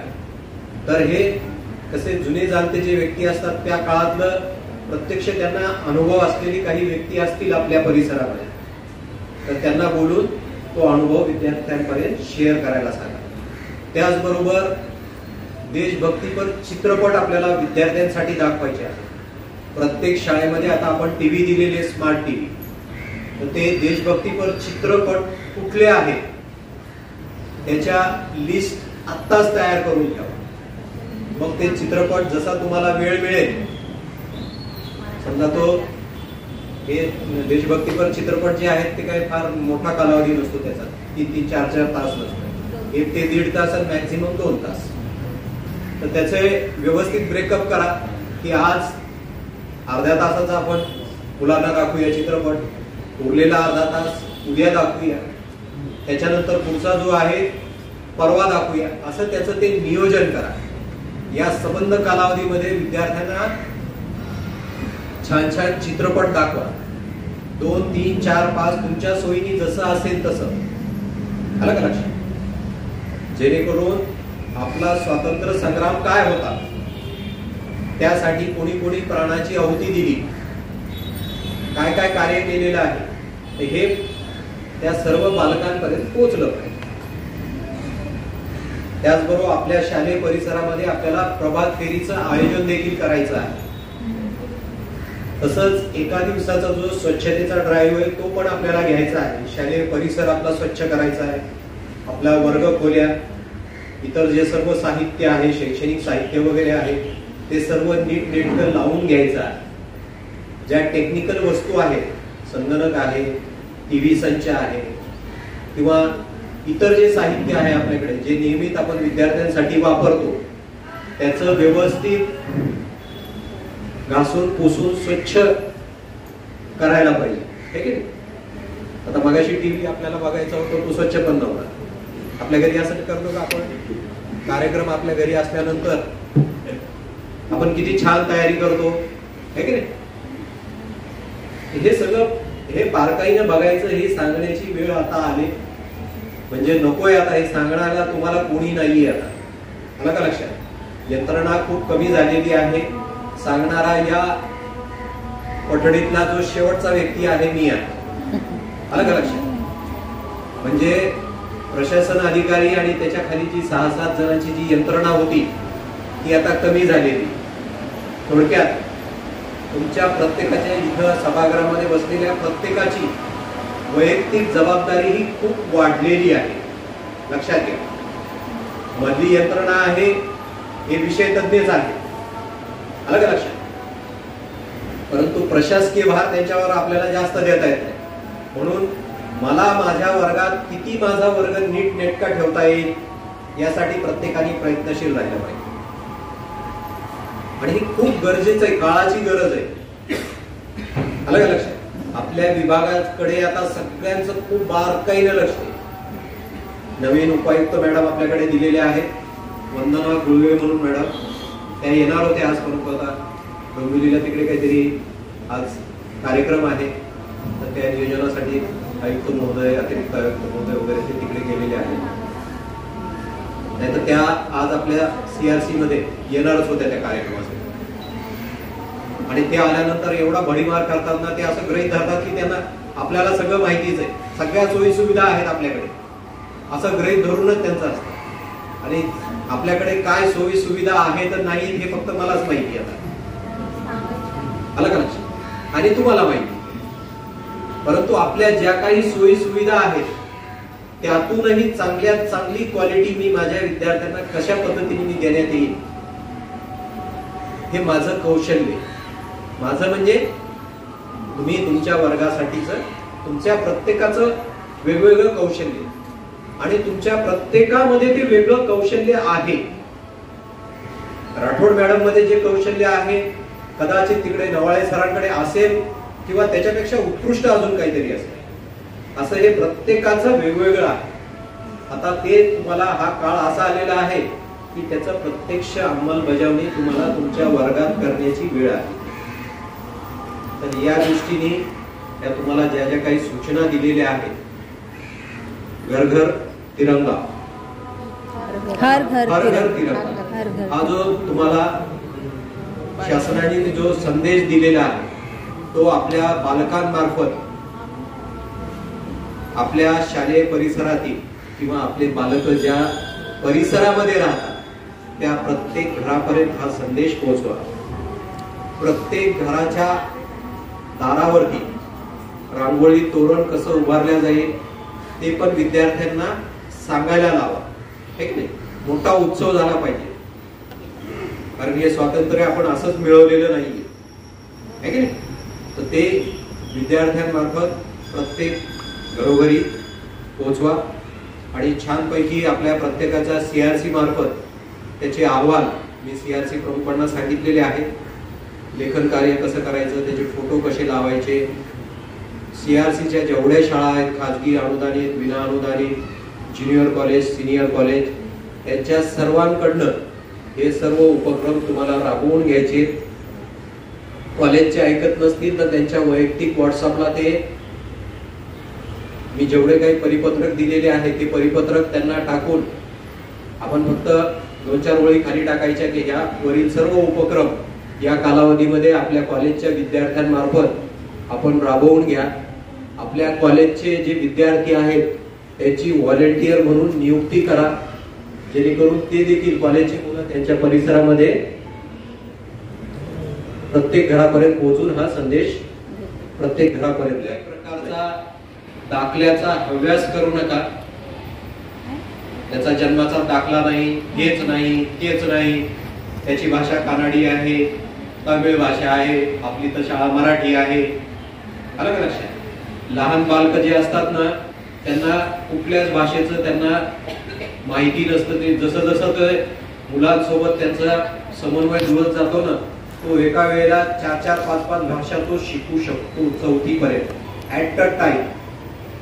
एकदाच किती भाषा तो शिकू शकतो आणि तो स्वतः तो विद्यार्थ्यांसोबत राहून शिकू शकतो. आपण तर शिक्षक आहेत, आपण स्वतः शिकून तो जर आपली उर्दू माध्यमाची शाळा असेल आणि तो कन्नडी असेल, परंतु तो जर आपल्याला जवळची शाळा, सोयीची, सुविधेची, कुठली फीस नसलेली आपली शाळा आहे आणि त्याला जर ती पाहिजे असेल तो आलेला असेल तर त्याला ऍडमिट करून घ्या. त्या बालकांना वंचित ठेवू नका. दाखले मागणी करू नका. त्यांचे जे दाखले असेल नियमित ते येत आहेत का 8-15 दिवस त्यांना रेग्युलर बसू द्या. रेग्युलर बसल्यानंतर मग व्यवस्थित त्या पालकांना बोलवून घ्या. असं 100 रुपयाचा स्टॅम्प पेपरवर मला ऍफिडेव्हिट करायचं आहे. 100 रुपये, 150 रुपये त्याचं टायपिंग वर्क वगैरे असे एवढे लागतील. तुमची सही लागेल. एक दिवस तुम्ही माझ्यासोबत उपलब्ध राहा म्हणे आणि ते ऍफिडेव्हिट करून घ्यायचं. त्याची जन्मतारीख काय आहे काय नाही ते सगळं त्यांच्याकडून भरून घ्यायचं. आपली ऍडमिशन स्लिप भरून घ्यायची आणि दाखल करू. आपली प्रोसिजर पूर्ण करू. 6 विषय तज्ञ आहेत, यांच्या माध्यमातून व्हॉट्सअपच्या माध्यमातून हे संदेश, तुमचे जे काही समस्या असतील त्या माझ्यापर्यंत पोहोचवा. त्या आपण सोडवण्याचा आटोकाट प्रयत्न करू. त्यानंतर कोणी मीडियावाले, त्रयस्थ व्यक्ती, कोणी गैरा व्यक्ती शाळेच्या परिसरात यायला लागलाय, लगेच शूटिंग करायला लागलाय, त्याला ताबडतोब मज्जाव करायचा. जिथे जिथे आपले वॉचमन आहेत त्यांना सक्त ताकीद देऊन सूचना द्यायची की कोणीही असू दे, कॉपीची परवानगी घेतल्याशिवाय कुठल्याही प्रकारचं शाळेच्या परिसराचं चित्रीकरण तुम्हाला विचारता करायचं नाही. आलं का लक्षात? नाही तर येणार परस्पर हातात लगेच ते. आजकाल काय मोबाईल आहे, सुरू आहे, मॅडमचा कॅमेरा आल्यापासून सुरूच आहे. परवानगी घ्यायची, साहेब मी करू का चित्री? नाही, आपलं शैक्षणिक कामकाज आहे ते चांगलंच आहे, त्या करतायत, ओके, वेल अँड गुड, काही प्रॉब्लेम नाही आपल्याला. परंतु परमिशन घेणं हे चांगल्या नागरिकाचं एक कर्तव्य आहे. कुठलीही गोष्ट असू दे, परमिशन घेऊन केलं. आपण मुलांना शिकवत नाही का, मी कमिंग सर, आहे का नाही? आपण कुठं वरिष्ठ आपल्या वरिष्ठांकडे गेलो तर आपण विचारूनच आपण आत जातो किंवा नॉक करतो, ठीक आहे. म्हणजे जे काही प्रोटोकॉल आहेत ते आपण सुद्धा पाळायचे. तर अशा त्रयस्थ यंत्रणा जर आपल्या शाळेत असं जर प्रकार घडत असतील तर कृपया लक्ष राहा, त्याला वेळीच आवार घ्या, ठीक आहे. सर्वांना तुम्हाला शुभेच्छा. छान शाळा भरवा. कुठल्याही प्रकारचा समस्या आपल्या विद्यार्थ्यांना येणार नाही याची दक्षता घ्या. गुणवत्तापूर्ण शिक्षण घ्या. बाकीचं जे शैक्षणिक कामकाज आहे, प्रशासकीय बाबी आहे, त्याच्यासाठी मी माझ्या परीने खूप प्रयत्न माझे सुरू आहेत. कुठलीही कमी तुम्हाला पडू देणार नाही. जरी मी एकटा असलो तरी मी पूर्ण उरणारी यंत्रणा आहे, मला सगळ्यांना माहिती. फक्त तुमच्या सगळ्यांची साथ पाहिजे. ती साथ पण तुमची त्याच पद्धतीची तोलामोलाची असेल तर तुम्ही आणि मी आपण कुठेही कमी पडणार नाही. बालक वाढायला लागलेली आहेत. 7,800 पर्यंत आपला आकडा गेलेला आहे. अरे वा. माझं टार्गेट हे या वर्षीचं 9,000चं आहे. होईल, ते पण कम्प्लीट होईल. किती सगळे प्रयत्न करतात त्याच्यावर अवलंबून आहे. होईल होईल. तुमच्या वतीनेच मला मी बोलतोय की 9,000चं टार्गेट आहे. कारण मागच्या वर्षीचा तुमचा जो काही पट असेल त्याच्यात तुम्हाला वाढ करायची आहे. प्रत्येकाला हे लक्षात घ्या, ठीक आहे. बाकी तुम्हाला विषय घ्यायचे आहे ते थांबतो मी. मला ऑफिसला जायचं पुढील कामासाठी. परत एकदा सर्वांना शुभेच्छा. धन्यवाद. नक्कीच त्या पद्धतीनं आमचे सर्व सहकारी पुढे भविष्यामध्ये वाटचाल करतील. आपण या ठिकाणी आम्हास एक चांगल्या प्रकारची स्फूर्ती देण्यासाठी नेहमीच हजर असतात.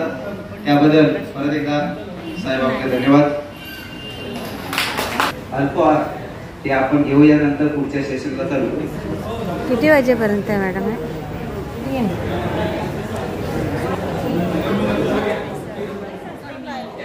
हे तू खात नाही आहे? खात नाही?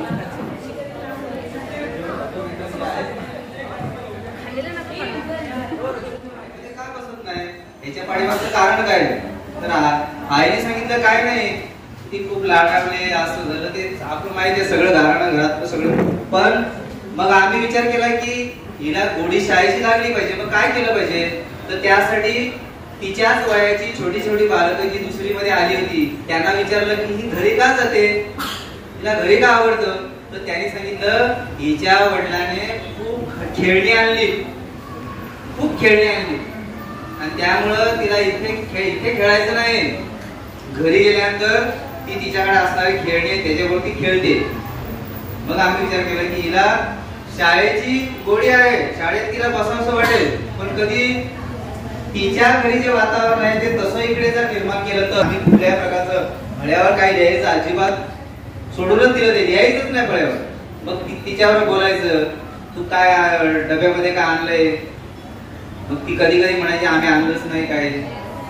मग आपण जर तिकडे जेवायला वगैरे बसलं की तिला तिथे टेबलवर घ्यायचं. सुरुवातीच्या काळात जर बघितलं जी आईला एक क्षण सुद्धा सोडत नव्हती. आईला चावायची ती. आईला जर तिथे सोडलं ना चावायची ती एवढं. आणि खूप एकदम अग्रेसिव्ह. पण नंतरच्या काळात आता जर बघितलं ती पहिल्यांदा शाळेत येते. त्याच्या पाठीमागचा गमक एकच आहे, ते म्हणजे गाणी गोष्टी. त्याच्यानंतर आनंदाने शाळेमध्ये जरा त्यांना कंटाळा आला ते चला या इकडे आपण खेळ खेळू. मग फार पूर्वी जर बघितलं आपण शाळेत जायचो, आपले जुने दिवस आठवा की चांगल्या चांगल्या प्रकारची जी गाणी वगैरे होती. खेळाचा तासबाई आला आला, गंमत भारी वाटे मला. ते आठवलं. पण ते जर घेतलं तर किती छान प्रकारे ते करतात, त्यांना खूप मजा वाटते. सगळ्या कोणाला माहिती असेल तर हे गाणं कोण जर म्हणत असेल तर खूप छान गाणं आहे. आठवतं का कोणाला? मला जेवढं आठवतं तेवढं मी म्हणतोय. खेळाचा तासबाई आला आला, गंमत भारी वाटे मला. खेळाचा तासबाई आला आला, गंमत भारी वाटे मला. खादी कुराड घेऊ चला, खादी कुराड घेऊ चला, रानामध्ये जाऊ चला, रानामध्ये जाऊ चला. खेळाचा तासबाई आला आला, गंमत भारी वाटे मला. हे बाईक घेऊन आपल्याला काय करायचं? आता गाण्यामध्ये असं आहे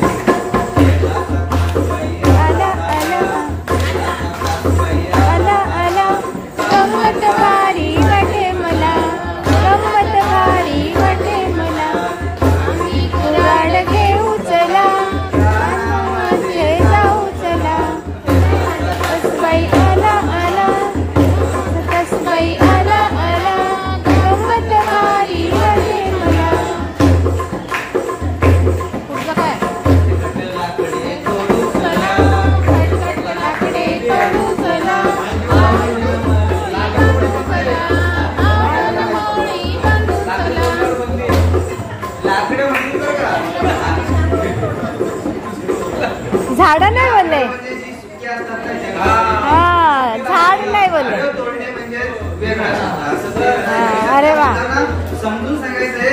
कालच गुंजाळ सरांनी सांगितलं पण द्यायच्यावरती म्हटलं लाकडं तोडतो आम्ही सुखी. अरे वा, खरंय खरंय. तर ते लाकडं आणि झाडाच्या फांद्या किंवा ते हे जरा शब्द वेगळे आहेत तर ते मुलांना पटवले पाहिजे. अगदी बरोबर आहे.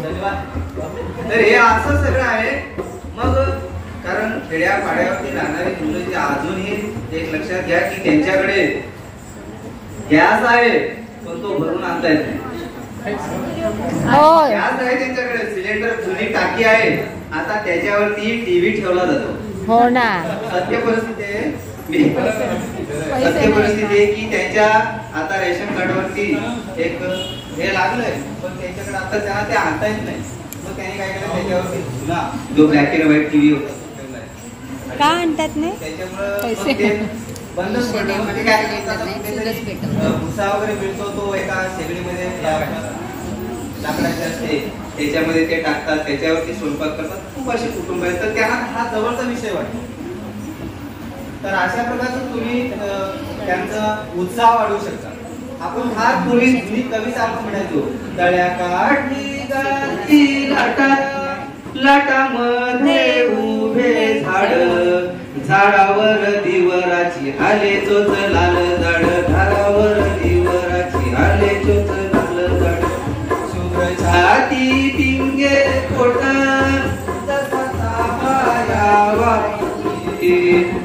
पंख जणू थंडीमध्ये बंडी घाले आमुसळी, जांभळाचे तुझे डोळे तुझी बोटे जास्वंदीची, आपली छोट्या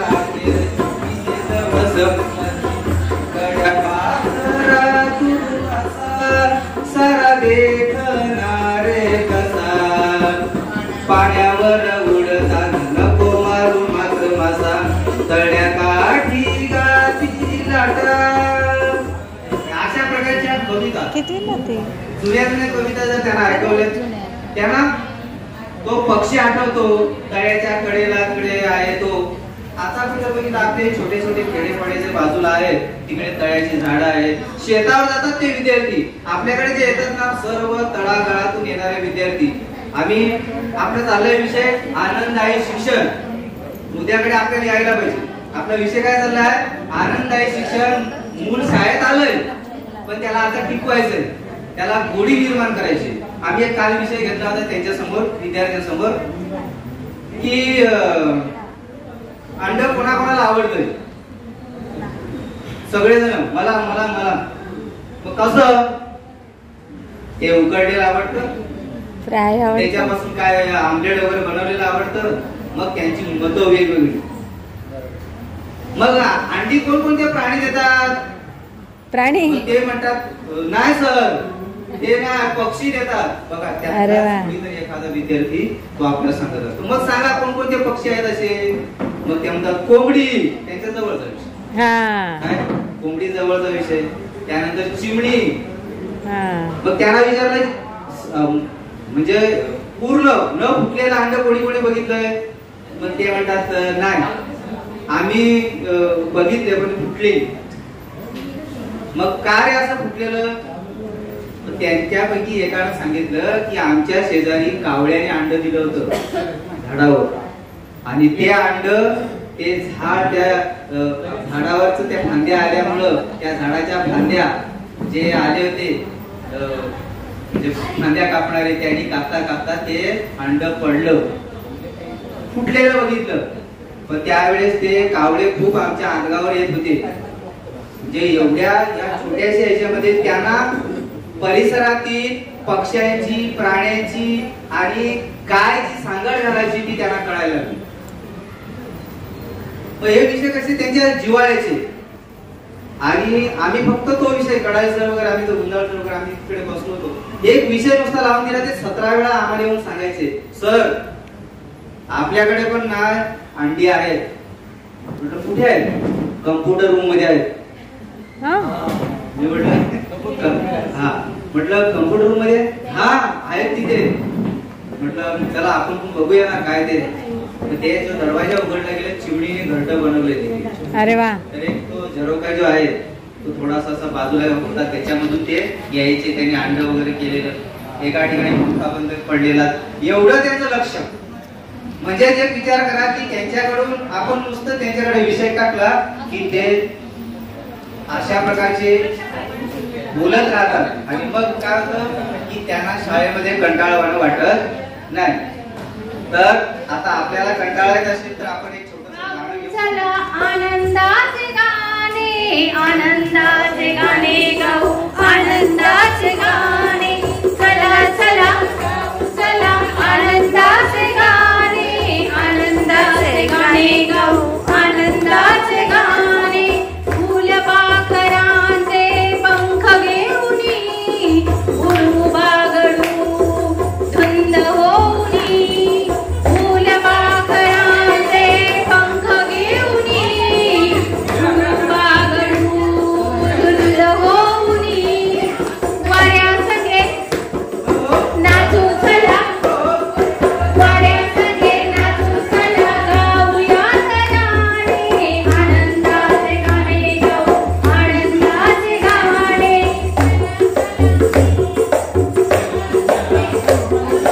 चला चला गाऊ चला, आनंदाचे गाणे, आनंदाचे गाणे गाऊ, आनंदाचे गाणे.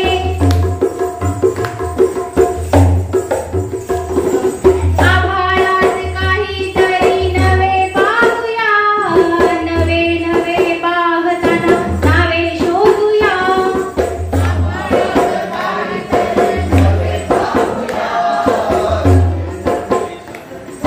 नावे शोधूया, गीत नवे शब्द नवे, गीत नवे शब्द नवे, गाऊया तराणे, आनंदाचे गाणे गाऊ, आनंदाचे गाणे.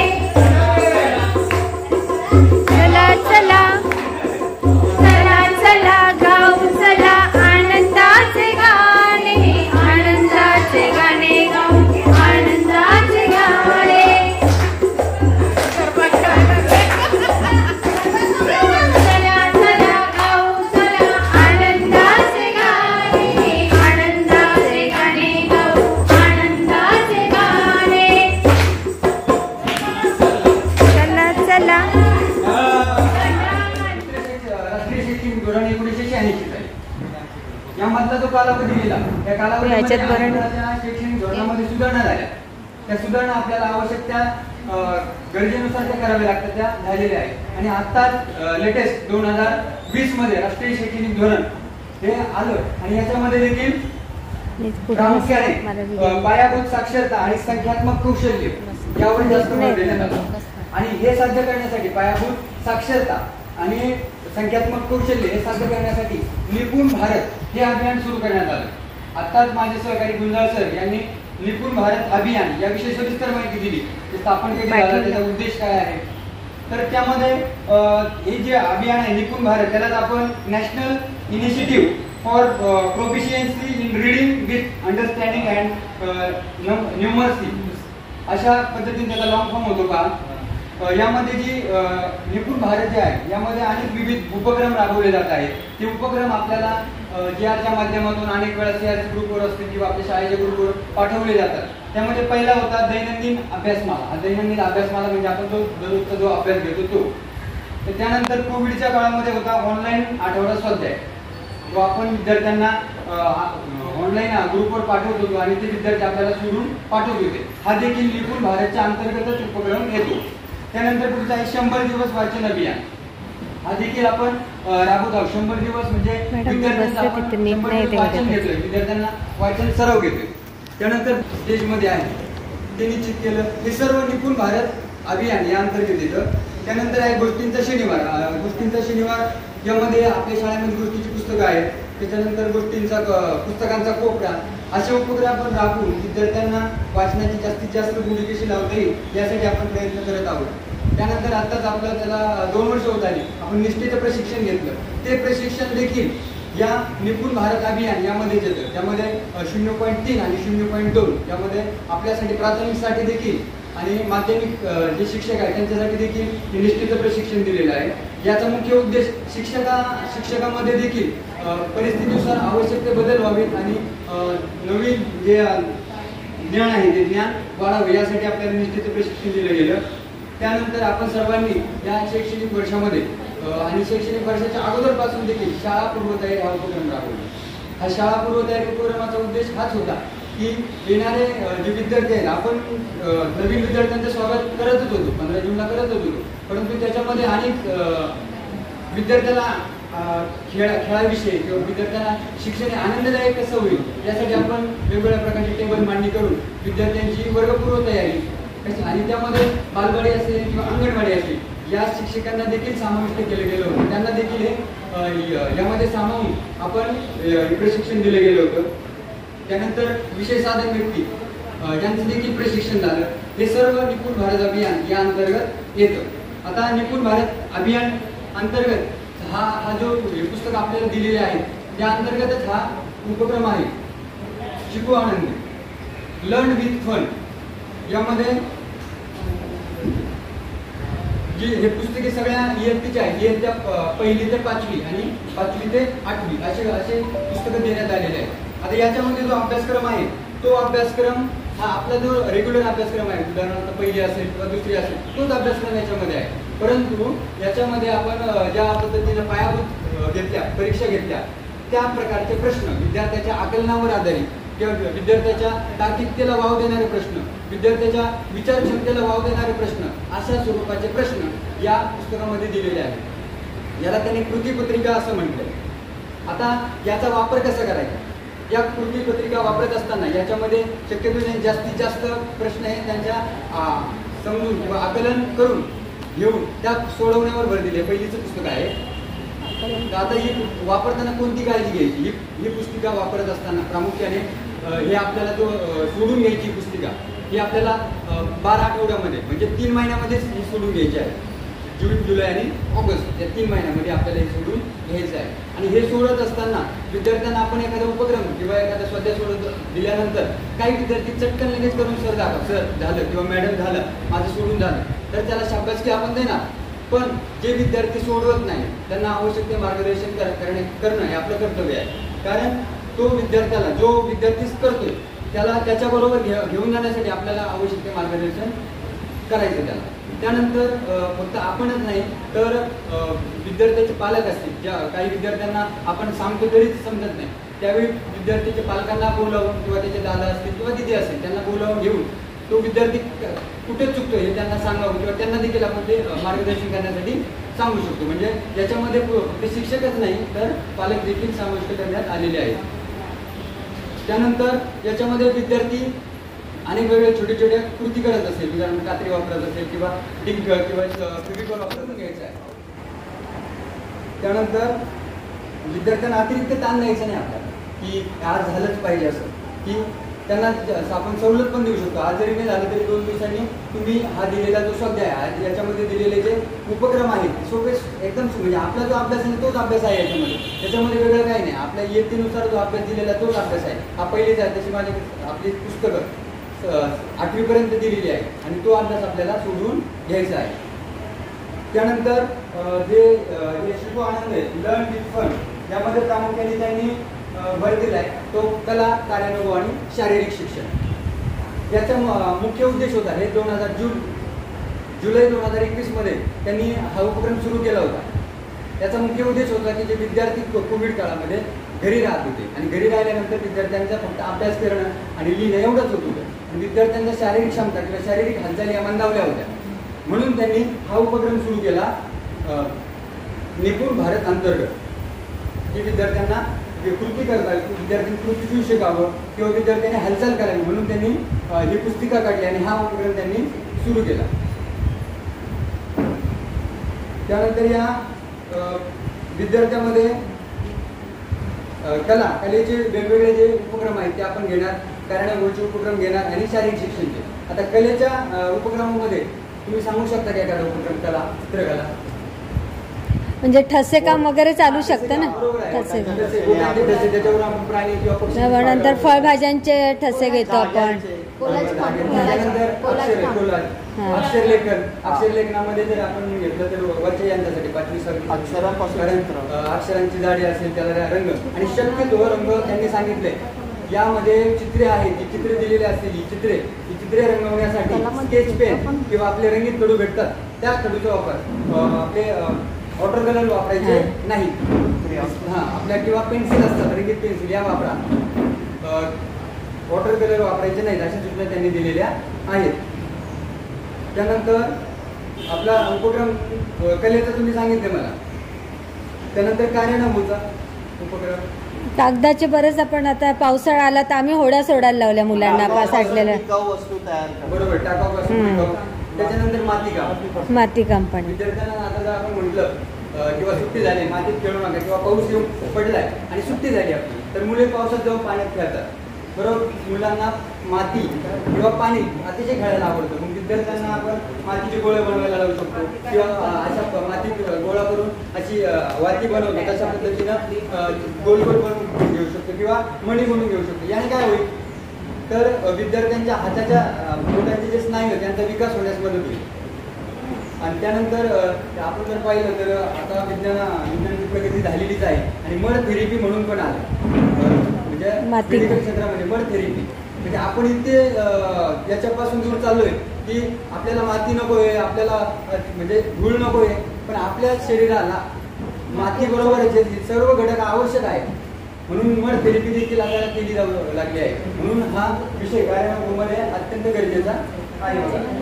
त्यानंतर आहे काड्यापासून आपण नक्षी पण बनवू शकतो. याच्या काड्या आपल्या माचीस बॉक्सच्या काड्यापासून वेगवेगळ्या नक्षी फुल बनवू शकतो, घर बनवू शकतो किंवा डाळीपासून. त्यानंतर आहे शारीरिक शिक्षण. शारीरिक शिक्षणाचं उपक्रम सांगू शकतो आपण. योगासन, योगासन येऊ शकतं. आणखी सोपी योगासन कवायत प्रकार. आता ही घेत असताना आपण कवायत प्रकार घेतो परंतु ही कवायत प्रकार जर आपण एखाद्या गाण्याच्या चालीवर एरोबिक्स प्रकार जर घेतले तर विद्यार्थ्यांना मजा वाटते. हे आपण 1-2 रेग्युलर झालं तर विद्यार्थ्यांना जर हे गाण्याच्या चालीवर तर त्यांना बरं वाटतं. म्हणून आपल्याला हे शक्यतो संगीताच्या तालावर घ्यायचं आहे. त्यानंतर संगीतमय कवायत घेऊ शकता. एरोबिक्स प्रकार जमिनीवर बघा, जमिनीवर असे 3 गोल केले उदाहरणार्थ इथं एक आणि इथे विद्यार्थ्यांनी उडी मारण्यासाठी इथं 1 गोल आणि पुढे पुन्हा 2 आणि पुन्हा 1 अशा पद्धतीने बनवून विद्यार्थी या ठिकाणी छोट्या मुलांना खेळातून हे बघा अशी उडी मारेल तो पुन्हा 2 आणि पुन्हा 1 अशा पद्धतीने काय म्हणतात त्या खेळाला. किंवा शारीरिक शिक्षणाला छोट्या बॉटल असतात आपल्या बिस्लरीच्या, त्या बिस्लरीच्या बॉटल जर आपण घेतल्या त्याच्यामध्ये पाणी भरलं आणि त्या सरळ खो-खोचे मुलं विद्यार्थी बसतात तशा पद्धतीने लावलं तर विद्यार्थी आपण शरीर घेऊ शकतो पळण्याची. पळायचं कसं तर त्याच्यामध्ये झिकझॅक पद्धतीने पळायचं म्हणजे तो एक शारीरिक शिक्षणाचा उपक्रम होऊ शकतो. तर अशा स्वरूपात त्यांनी सर्व व्यापक पद्धतीने विद्यार्थ्यांच्या अभ्यासाबरोबरच विद्यार्थ्यांना कला आणि कार्यान्वयन आणि शारीरिक शिक्षण हे देखील उपक्रम आपल्याला याच्याबरोबर घ्यायचे आहेत. हाच या पुस्तकाचा मुख्य उद्देश आहे. आणि या पुस्तकात समजून घेण्यासारखं म्हणजे आपला अभ्यासच आहे, त्याच्यामुळं विशेष काही नाही. फक्त तो अभ्यास आपल्याला कृतीयुक्त पद्धतीने घ्यायचा. या ठिकाणी मला आपले CRC प्रमुख त्यानंतर साधारण व्यक्ती यांनी मला बोलण्याची संधी दिली त्याबद्दल धन्यवाद. आणि माझे हे सेशन संपलं. थँक्यू. एक असं शास्त्राप्रमाणे आहे की कमी याच्यात पण खूप काही शॉर्ट बट स्वीट ते म्हणतात ना, आली फुलं वर्णाचे वहन आणि धोती. त्यानंतर जर म्हणजे मोठा शब्द पण अर्थ छोटासा. आली फुलं वर्णाचे वहन आणि धोती.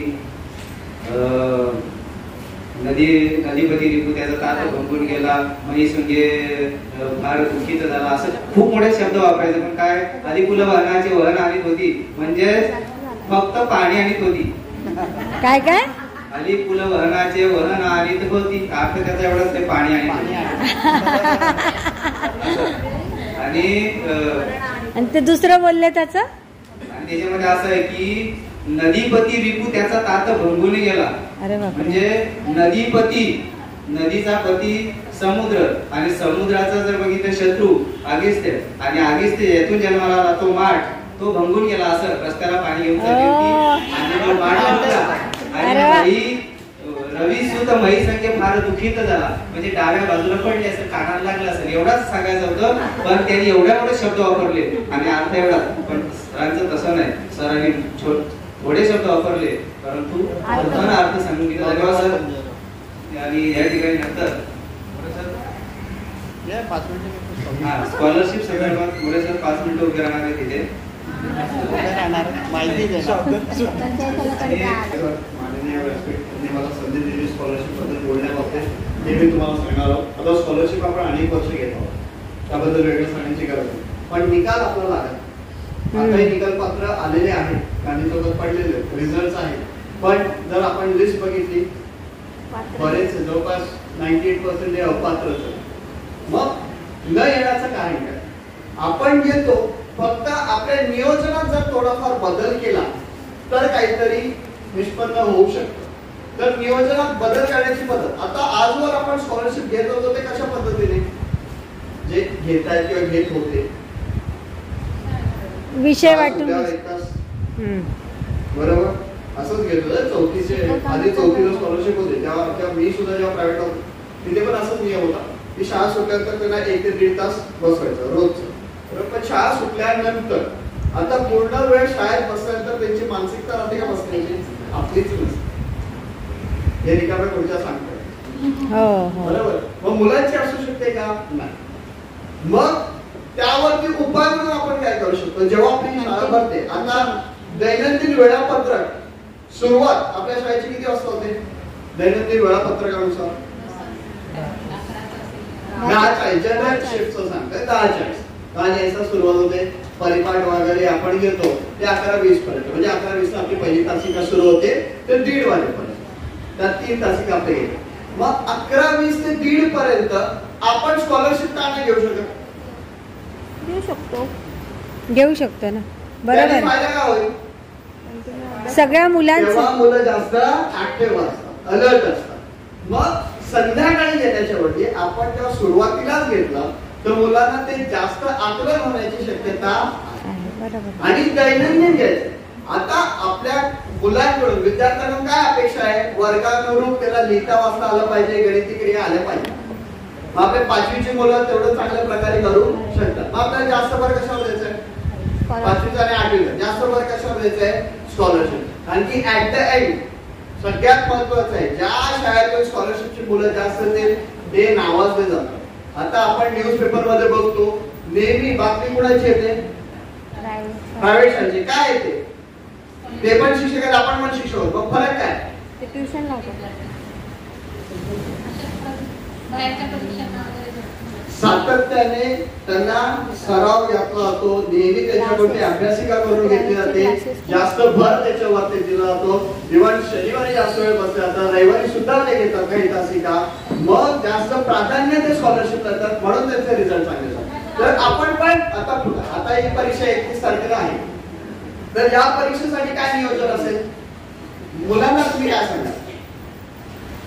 पहिली महत्वाची गोष्ट, आपल्या विद्यार्थ्यांचे बरेचसे नंबर आहे प्रायव्हेट स्कूलमध्ये आणि तिथे जे इन्स्ट्रक्टर असतात, बऱ्याचदा इन्स्ट्रक्शन्स इंग्लिश मधून दिले जातात. मुलं अर्धी तिथंच घालतात.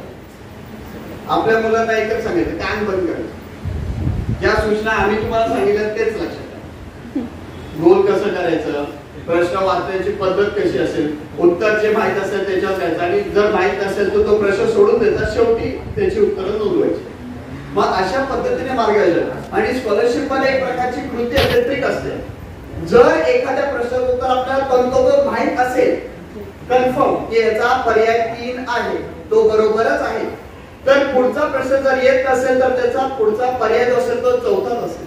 बऱ्यापैकी 70-80% अशाच पद्धतीने ही ट्रिक्स वापरली जातात. चिड्यांचा पॅटर्न असतो, म्हणजे 3 नंबर हा पर्याय माझा बरोबर आहे माझ्या पहिल्या प्रश्नाचं, तर दुसऱ्या प्रश्नाचं उत्तर मला माहित नाही, तर त्याचं प्राधान्याने पर्याय हा चौथा असू शकतो. अशा पद्धतीने आपण मार्गदर्शन. जर माहित नसेल तर माहित असून पण करायचं, हा चौथा असू शकतो, माझं उत्तर बरोबर आहे, पर्याय चौथा वेगळा आहे, मग मी चौथ्यालाच करणार असं सांगू नका.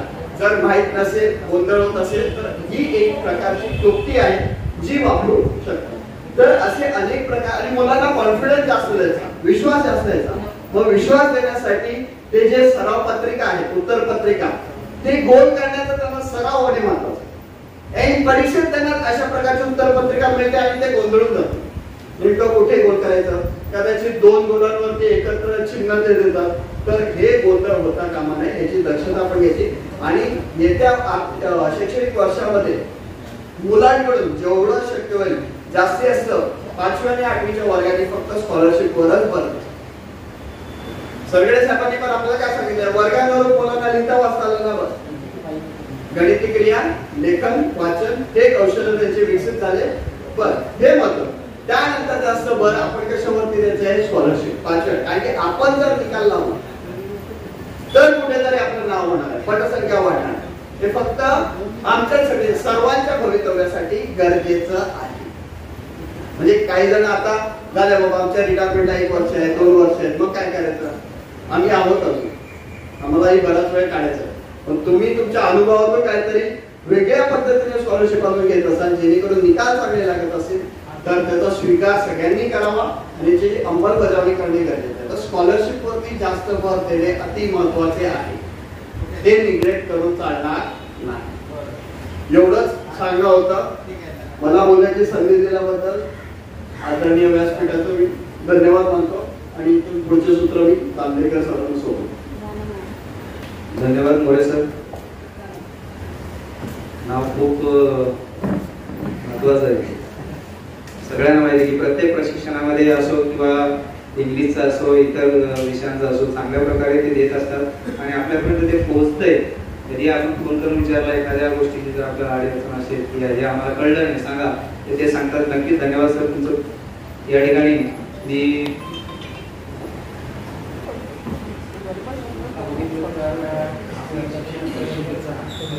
आवाज व्यवस्थित आपण केलेला आहे, पूर्ण झालेला आहे.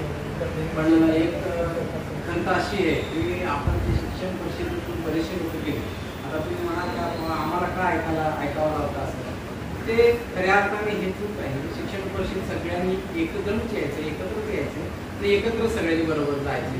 बरोबर, काही लोक अर्धवट सोडून गेले कारण ही गोष्ट अतिशय गंभीर आहे.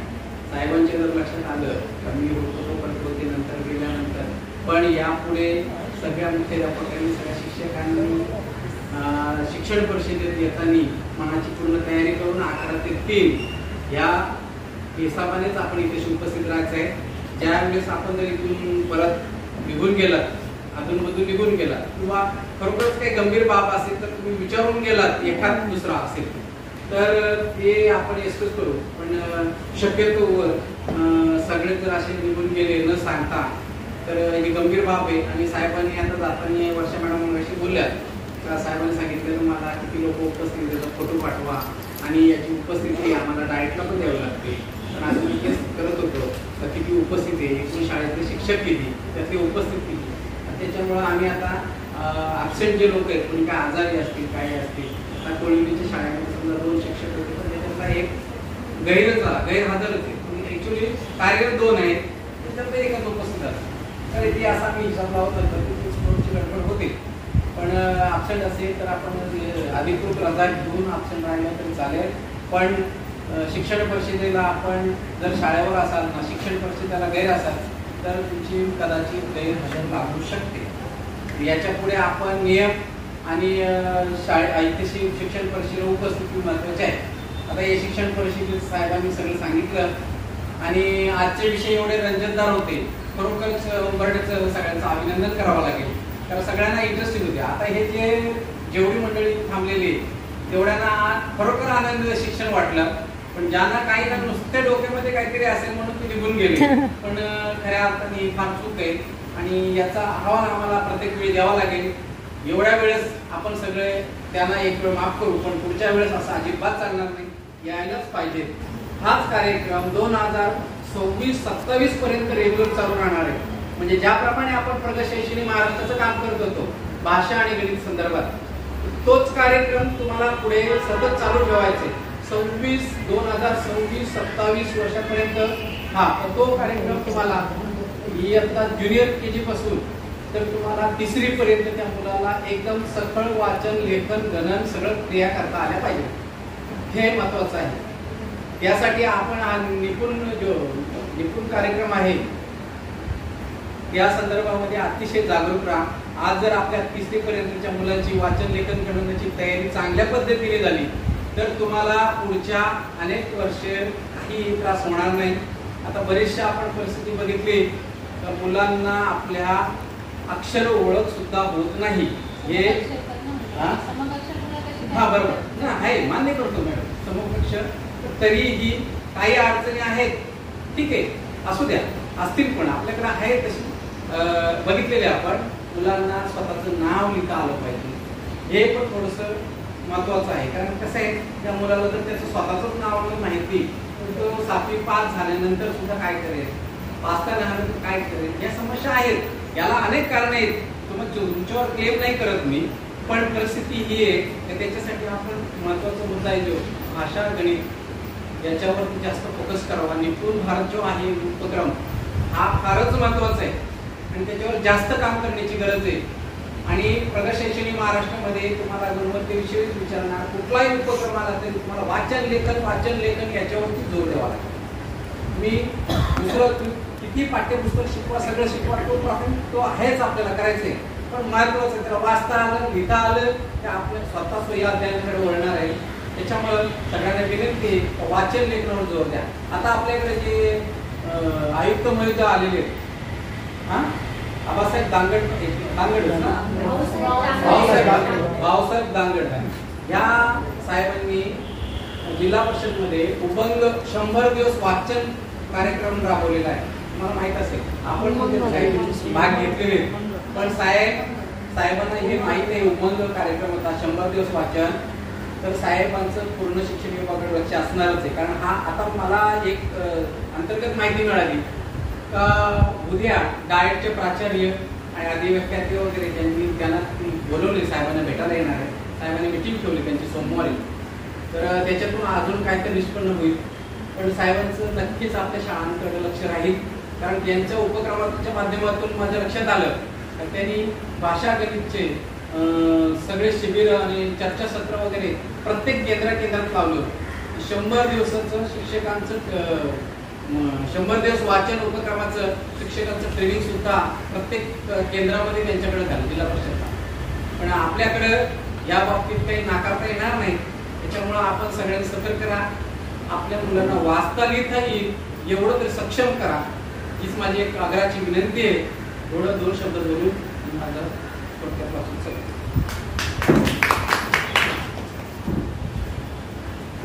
कार्यक्रम कसा पार पडावा हे नक्कीच आपल्याकडून शिकण्यासारखं आहे. कुठलाही कार्यक्रम असतात तोपर्यंत एक चांगल्या उत्साहाने पार आपण पाडत आहात. आपल्या मार्गदर्शनाने पुढे नक्कीच या गोष्टीमध्ये आमूलाग्र असा बदल करून आणला जाईल अशी आम्ही या ठिकाणी आपणास ग्वाही देतो. त्यानंतर मी मॅडम आपणास विनंती करतो की अध्यक्ष हॅलो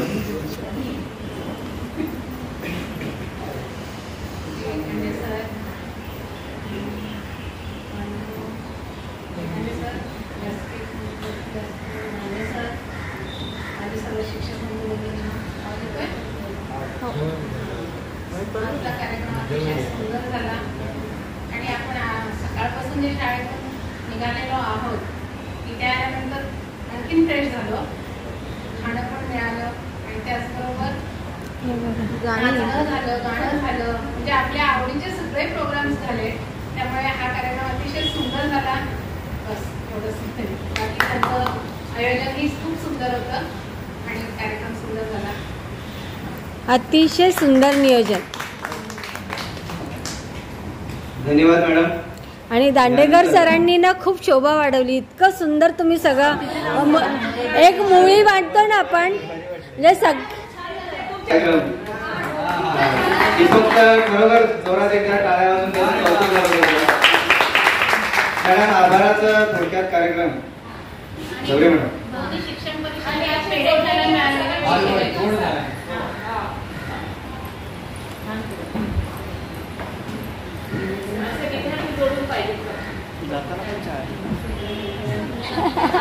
कार्यक्रम आपण सर्व जे काही आपले सीआरसी आहेत, गांधी चौक, कासबाजार, नाट्यशाळ, उंबर्डे, 12वे, मिलीनगर, आधारवाडी, आपल्या काही सर्व शाळा आहेत.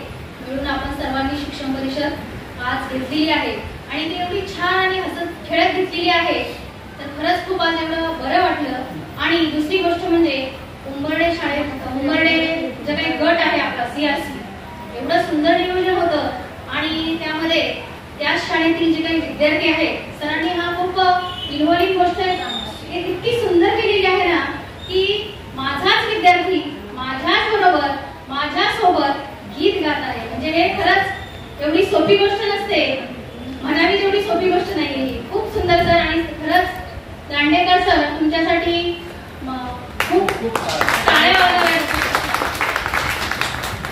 दुसरी गोष्ट म्हणजे आपण सर्वांनी अतिशय मॅडम विशेष म्हणजे असं आहे की तो बऱ्याचशे जे मराठी गीत आहेत त्यांना सुद्धा त्यांनी संगीत दिले। हो बाप रे, दीपक काय? तर दीपक दादा बोलले मी तुला, दीपक दादा कधी जर शाळेला गरज वाटली तर मी दांडेकर सरांना नक्कीच सांगेल, कारण या शाळेमध्ये कंटिन्यू कार्यक्रम असतात। आणि दुसरी गोष्ट म्हणजे आपण सगळ्यांनी अतिशय हसत खेळत गाणे विविध घेतलेले आहेत, अशी अतिशय छान शिक्षण परिषद झालेली आहे। अशी शिक्षण परिषद जास्त उपस्थिती संख्येने पुढची होईल अशी आपण सर्वांनी आशा करूया। आणि आज जे काही उपस्थित आहेत सर्व शिक्षक, मुख्याध्यापक, CRC प्रमुख आणि आजचे जे कार्यक्रमासाठी उपस्थित असलेले आपले विषय तज्ञ वेखांडे सर, खरं म्हणजे त्यांचं 2-3 दिवसापासून तयारी असते शाळेमध्ये, फोन करणार मॅडम आहे का, सर्वजण आलेत का, किती शिक्षक मदतीला आहेत, खूप तयारी असते सरांची। अगदी खरं। तर त्या सरांचाही मी मनापासून धन्यवाद। आणि आम्ही सगळे CRC प्रमुख, मुख्याध्यापक आणि सर्व बसलेले शिक्षक यांचं मी मनापासून आभार मानते आणि आजचा कार्यक्रम इथेच संपला असं जाहीर करते। धन्यवाद। खूप छान।